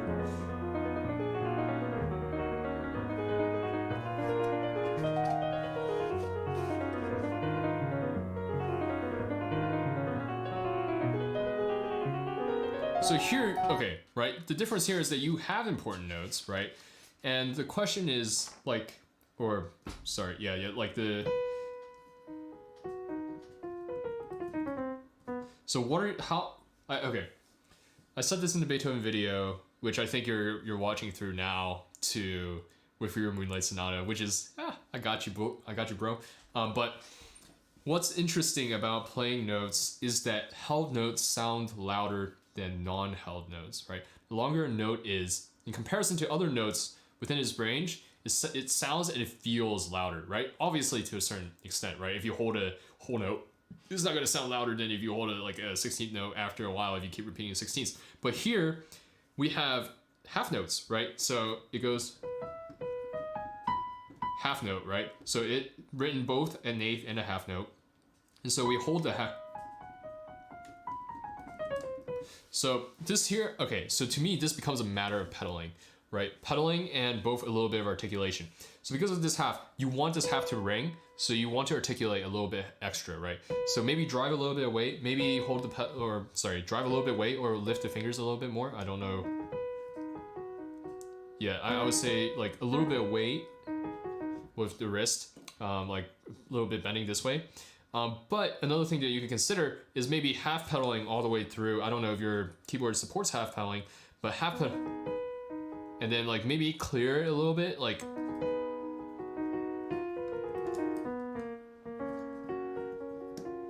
Yeah, so with a little bit of a combination of both, perhaps half pedaling so that this held note actually sounds held, as opposed to it's just, another note that you played with the, you know, with like a slight like articulation, like slightly accented. Yeah, if you can do that a little bit, it might help with it sounding like an actual half note instead of just like, you know, a louder eighth note. But that's just one thought. And here the slurs are much more overt, so which you're doing well. So. Yeah, same comment about pedaling here. It sounds staccato, right? Especially because this note is supposed to be dotted half. It has to sustain throughout the whole measure, right? Am I looking at the right thing? Yeah, it's a dotted half, so it has to sustain throughout the whole measure. So your pedal is not coming down soon enough. It sounds like you're jumping fast because you feel like you're not going to hit the next note fast enough, but I think you have more time than you think. So let me watch the video. Okay, so it looks like, am I looking at the right thing? I am looking at the right thing. Yeah, it looks like you're jumping. So you hold the. Yeah. Bro, I got you. Sometimes you just need a fresh set of ears, man. You just need a fresh set of ears. But I think you're jumping too fast here because you think you don't have enough time, and then you hold this too long, so then you have to jump down again because you actually don't have enough time. So it's important to hold notes instead of just letting the pedal do it, right? but also you need to utilize the pedal for something like this, especially if it's a jump for you, right? Like this here is small enough that I don't need to jump all that much. But for you, if your hands are smaller then and you have to jump, then you know, go for it. But remember, you have a pedal, right? So this, you have more time than you think. So just slide your hand over instead of jumping, instead of coming up, right? Oh, this is probably another mistake that I can throw into my beginner mistakes video, but you're not a beginner. But like generally, as I was saying for Endrit earlier, right? Yeah, he's not a beginner either, right? But like other people even do this a lot. When they're jumping, or even Ye did it. When you're jumping, people come from above. They come up and down. But what you should really be doing is be more efficient and go across, right? Go across the keyboard. And just slide in as small of a movement as possible. If you're coming from above, it's because you want a certain sound, certain articulation. If you're sliding across, you're getting there first, and then you have time to choose the articulation, right? So that's just something to think about. If you slide across, it'll be faster. And then when you come back down, if you need to, just let the pedal hold for like the last eighth or something and then come back down. And it'll be much smoother and connected.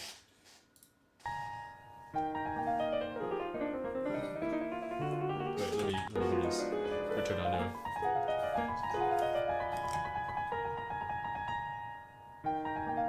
Okay, yeah, so there's no written like held note there, right? Am I looking at the right spot? I feel like I'm looking at the right spot, and I don't see a held note, right? Like I don't see something that's held here. So what I think you want to do instead is start pulling that tempo much sooner. So once you get to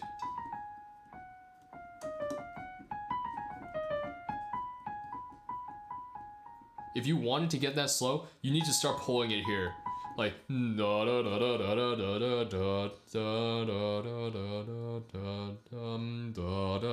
can't stop. Don't end the piece, right? That's actually a really good saying.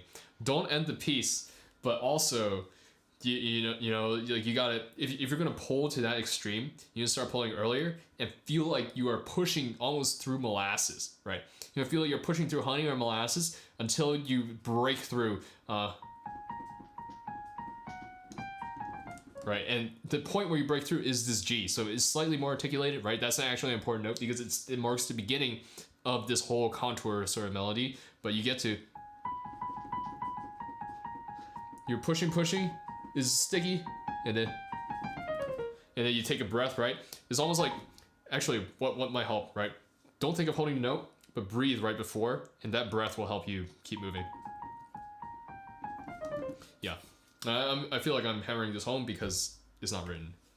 And it sounded a little bit forced too, right? It sounded a little bit forced, which is why.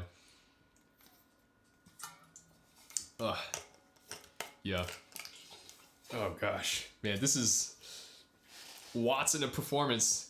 Weekly watts in a performance. Oh, 4 people watching now. I guess that's fine. People getting ready. 3 people watching now. Dang, the moment I mentioned it, everyone starts leaving. Everyone starts leaving me until it's just me and you, Hayden.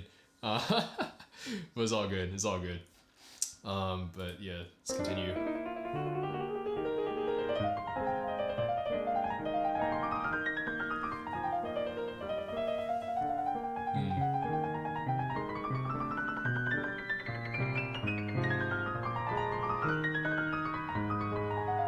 Yeah, we're committed. We're committed. We're animates. Yeah, that was just rhythmic. And those are just notes, yeah. Oh, there, okay. So even though you're messing up, right? Even though you're messing up, because you're recording this, right? We're gonna treat this as a performance. So we're gonna talk as though you were, yeah. It's scuffed there, but we still gotta think about the performance, right? There, you gotta sit and take your time, right? This is a piece that you need to practice with metronome, right? Throughout the piece, it sounds a little bit uneven, right? This piece only works if it's even, right? If all the notes, all the eighth notes are exactly an eighth note, because at the parts you want to pull, then it stands out and it sounds fine, right? When you pull it like, right? It only works if everything else before that was even and sounded like an eighth note. And same thing for here, right? You can sit on, sorry. You can take more time there if everything else is even and you have a bit of a rubato going up to it or a ritordan. Right? And you're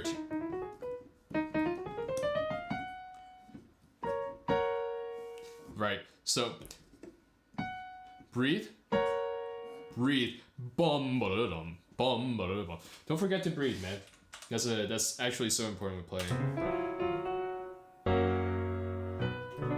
I saw the cringe. It's all good. But even when you mess up, man, breathe, take a breath, because that breath, not only that breath and that split second of like rest, right? Not only gets you ready for the next section, but it helps you refocus, right? When you messed up. It's a cue, right? It's like an athlete's cue almost, right? Where like for a sprinter, right, lining up on the block, they do the same thing every single time, right? For an NFL kicker, they do the same routine every single time. Why? Because it gets them into the zone, even when they're not. Well, one, yeah, obviously because they need to line up right and correctly, right? But two, when they do that, it's like the ritual? It's like why basketball players spin the ball back, like dribble 2 times, spin the ball back, let it bounce once, and then dribble 1 more time, look at the rim, and then set up and then shoot, right? It's yeah. I forgot you're an athlete. You know exactly. For me, again, back when I was squatting, it was look at both.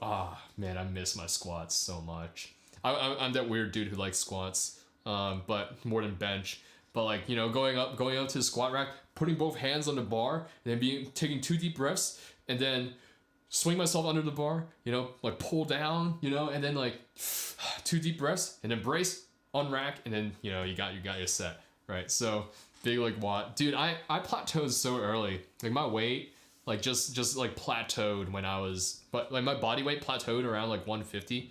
Like, and obviously I wasn't eating enough, right? So I needed to eat more, but I got up to what, like my first plateau was like 3-4 months in, right? So I did calisthenics for a long time, like almost like a year and a half before I started lifting actual weights, because I didn't have a gym membership. And so I was like decently trained, right? And so like 4 or 5 months into lifting, I was at like around like 155 for squats or 150. And I hit my first plateau, and I'm like, why am I plateauing at 150? I thought people did. I don't know if you're familiar with the 5x5 strongman or strongless program or whatever, or like the Ripito 5x or 3x5 or whatever. But people go on that thing and when they're beginners and start off and do all the way up to like 225, right? Or like even my brother got up to like 255 on that program for reps, and I'm like here at my measly 155, and I'm like, man, what happened? Why am I weak? Of course, genetics, right? Blame genetics. So, anyways. But yeah, take the breath, and that's a cue for your body to refocus and resettle into the next part. Yeah. Oh, my camera turned off. Give me a sec.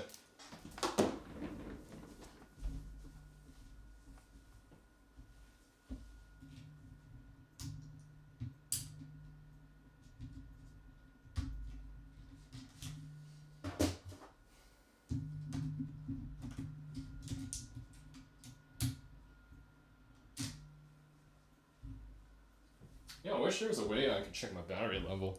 But like, since it's yeah, it's always the genetics. And you know, unlike everyone else lifting, I'm not on steroids. So you know, if I just took the test, man, if I took that human growth hormone, I would be I'd be Mr. Olympia right now. Ronnie Coleman. Yeah, I think my genetics predispose me to having a very fast metabolism, right? Like I haven't lifted in a while, and my body weight has dropped down like accordingly, even though I don't feel like I've like eaten all that much more, or I should say all that much less, right? My body weight has dropped to, you know, like I was around like 153, 155 like before quarantine.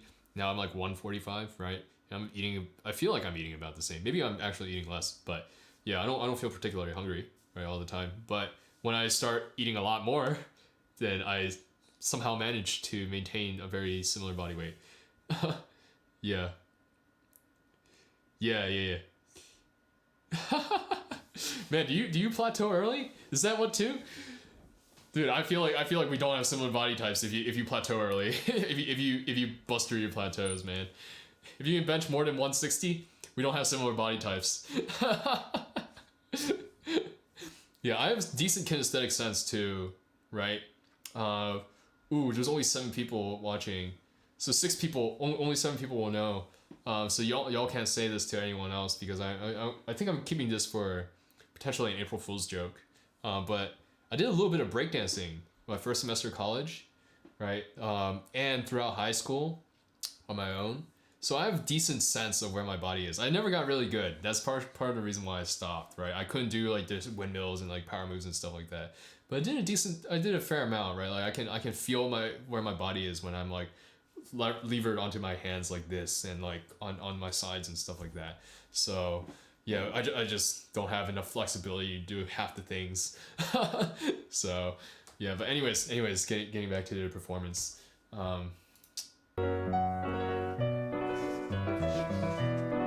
Breakdance. Let's go. Perhaps sometime we'll have a video. I'm not that good, right? I can't do any of the cool stuff, which is why I stopped. So here, Hayden, what it sounds like is that you're tense, right? It sounds like you're tense, and if I watch this, you're probably looking tense too. You look tense. Dang, I called it. Yeah, the 8th notes are super rushed, man. That's why you gotta practice with metronome. But why I think an important question to consider. Ooh, we got 20 minutes. I'll finish in like 5 or 10 so that I can go eat something.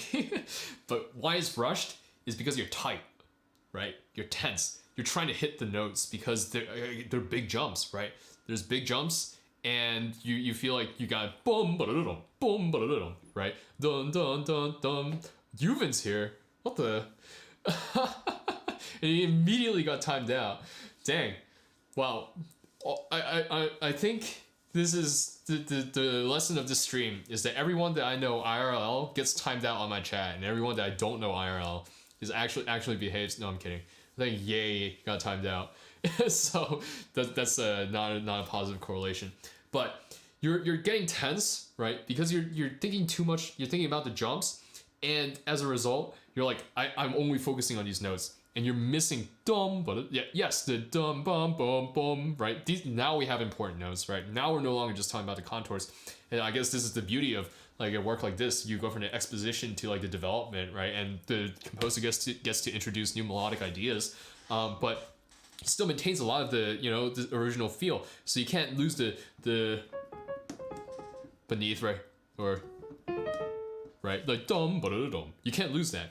And if you're tensing up. If you're only focusing exclusively on the melody notes, then you lose it, right? Even though they're not on top anymore, they've moved down in importance, they're still carrying the remnants of that original melodic idea and that original feel, and they're still providing that undercurrent to the whole piece, the section even, I should say specifically. So that's just something to think about, right? First work on the notes, the important notes, and then work on the less important notes. But the less important notes, I always say the devil is in the details, right? Details are what makes it great, right? I feel like that's the story of everything that I've been saying to everyone so far tonight, right? Like everyone who's been through. Except maybe with Endrit's video, there was like a little bit more technical things that we had to worry about. But primarily, most people, I think, have the right ideas. There's the 2 layers, right? There's the melody and then there's the accompaniment. Now we just gotta focus more on the details. Now we gotta focus on how are we carrying the vibe, right? How are we carrying like the secondary melody? How are we carrying everything else? And yeah, that's what I'm hearing here. Yeah, take your notes, Hayden. Take your notes. The VOD will be up later. Still.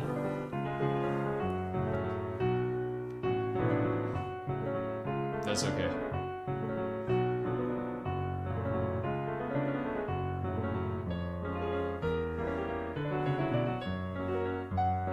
I gotta fix my bot. It's like deleting too many messages. Dad's face reveal? I see you, Hayden. Yeah, that's just practicing. So I won't comment much here. And make sure that dum bum bum bum, right, is should be more connected. Remember to think like dum dum dum dum, not like double double double boom, right? Dang, your whole family face reveal, right? Don't feel like when you hit these points, dum dum dum dum dum, it's bum bum bum bum, right? That still has to carry and connect over, and the notes beneath are bum like bum dum dum dum or textural, right? So keep them that way. Don't give them so much emphasis that you cut off the main melody note, so that you give space to those, right? You want to make sure that they're still on the bottom.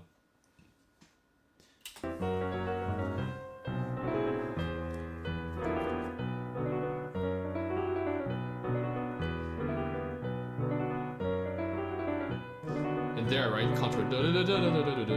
You can see hairpins in the score too, and that's what you're looking for.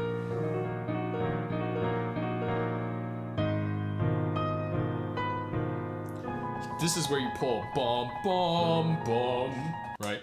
And you pull and you add. This is where you add weight into the keys as well. So, yeah, to make it as big and as grandiose and it was as strong of a sforzando as possible. And with the diminuendo, you don't necessarily need to pull that much yet. You begin to pull, and then when you get, that's when you really stretch. It's like here you're running through a wind, right? And or here we'll use a swimming analogy. Here you're swimming through like your normal pool, like you went from like walking, no resistance, to like a bit of swimming, right? So you're going through water now, and then it's like your gradient, like the pool has become a gradient of molasses, right? And it's increasing until, and this one you can hold because it's a fermata, right? To the point where you're stopped, and then you relax, you breathe, right, like that. So yeah, you just right with this sort of music. Sometimes the decrescendo also indicates a pull, indicates it's slowing down, and especially at the end of a phrase like this, it definitely indicates that. So if you just go straight, as you can hear here, right, it sounds like you're running and then you hit a wall, right? It's like, oh, I just hit a wall. That kind of hurt. So you don't want to do that. You want to feel like you're pulling through molasses. Yeah, we can skip to Dakota since you got 10 minutes.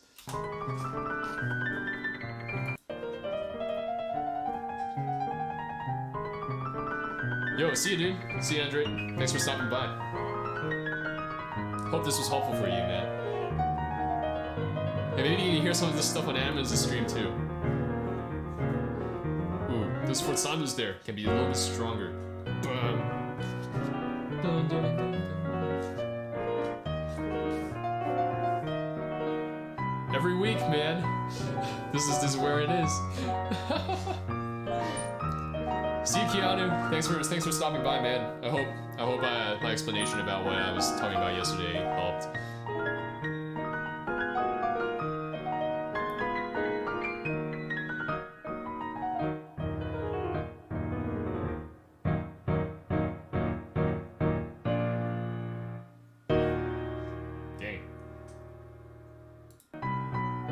Yeah, I mean, it's the same comments, right, from before.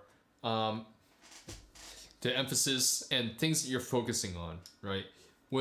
I think one of the things that you need to consider when we're performing is what are we thinking about, right? I would say recording is almost akin to performing. Obviously, this is a progress video, right? So we're not looking for something perfect.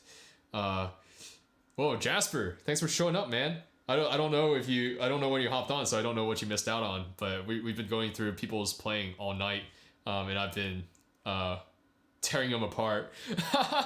No, I'm kidding. There's been some interesting things. Yeah, you should stop by next week. Yeah, I'm literally just reviewing people's playing, and well, next week I'll be playing, right? But every once a month I'll be playing, and 3 times a month I'll be reviewing people's videos and talking about things they can do better and stuff like that. If you get here soon enough, well, there's not really enough people to clog up my request list yet, but if you get here and you want me to review some of your stuff, I'm more than willing to. But yeah, last thing for you, Hayden, just thinking about Like, what are you focusing on when you practice, right? And what are you going to focus on when you're recording, when you're playing? And for me, I always opt to think bigger when I record, right?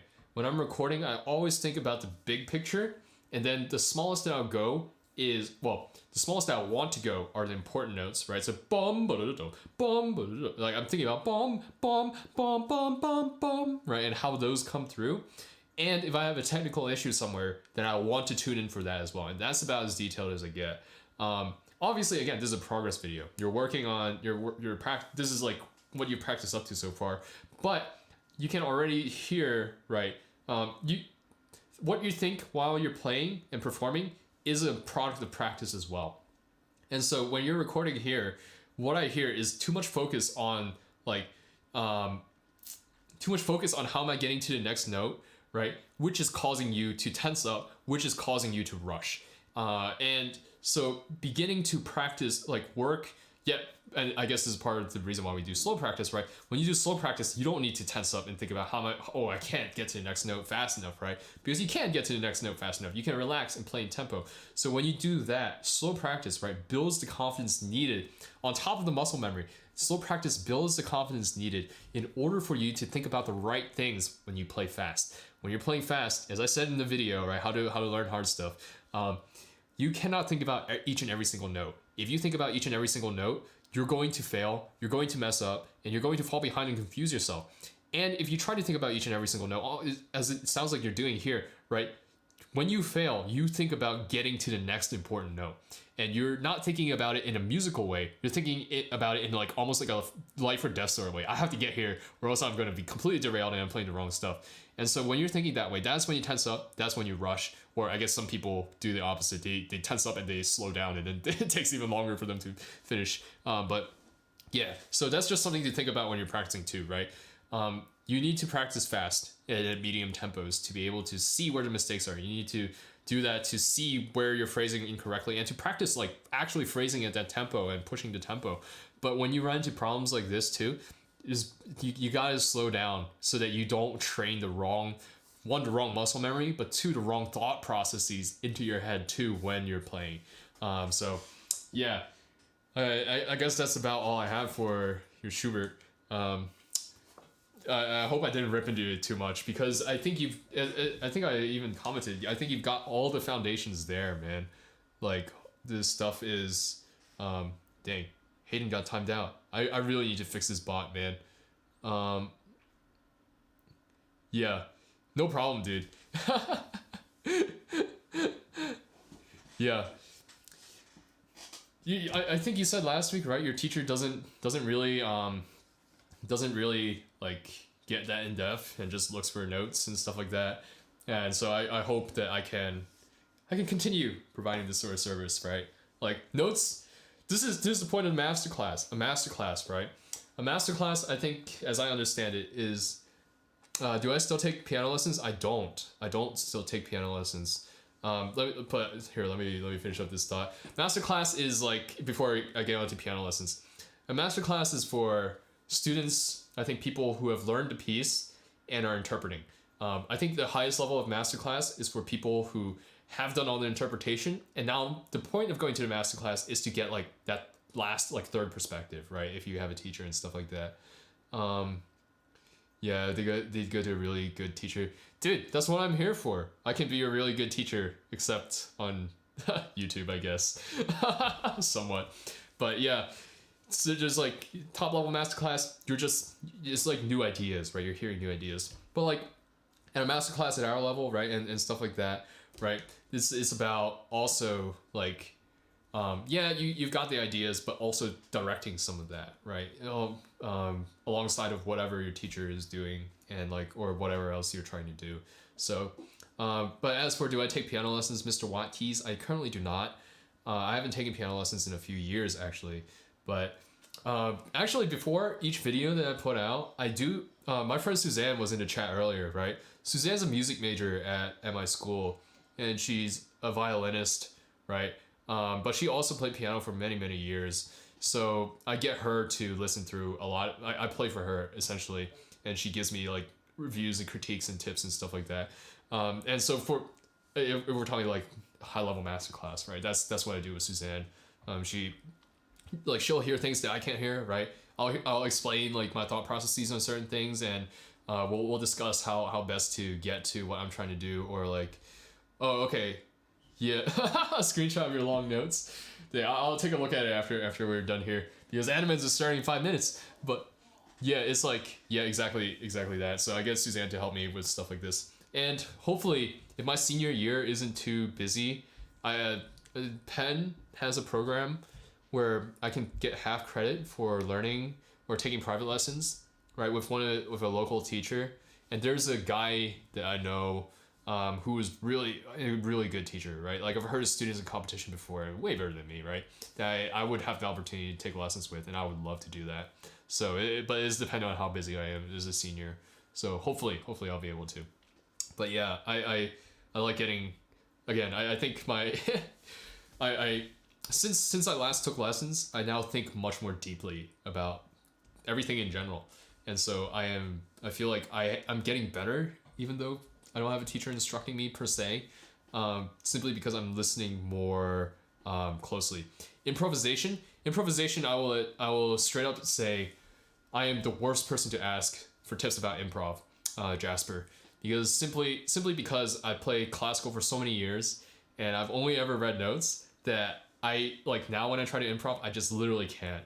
So the few covers that I have on my YouTube are literally all me just like sitting here at this piano and just trying stuff out until I have the sounds that I want. Hopefully my improv will get better as I learn more and more music theory, and as my ear training gets better, because I'm starting to do that, a lot more of that. But that is one area of playing that I'm absolute garbo at, that I actually can't give you any tips on. So sorry, dude. Dude, you've asked me 2 questions now. What was it about V.S. Garrison and now improv, and I have been of no use for you. So yeah, big rip. My bad, dude. But anyways, I anything about general playing and like interpretation and phrasing and stuff like that, I can do. But yeah, and reading sheets and stuff like that. But improv. Anyways, I should log off so I can get onto Animens. Yo, thanks for sticking around, guys. I really appreciate it. This was a long stream. Oh man, why do I keep doing this? But yeah, excited to see how you guys all develop and do stuff. Tune in sooner next time, Jasper, so we can talk more. And thanks for showing up, DWatt, if you're still here. But yeah, till next time, everyone. Peace.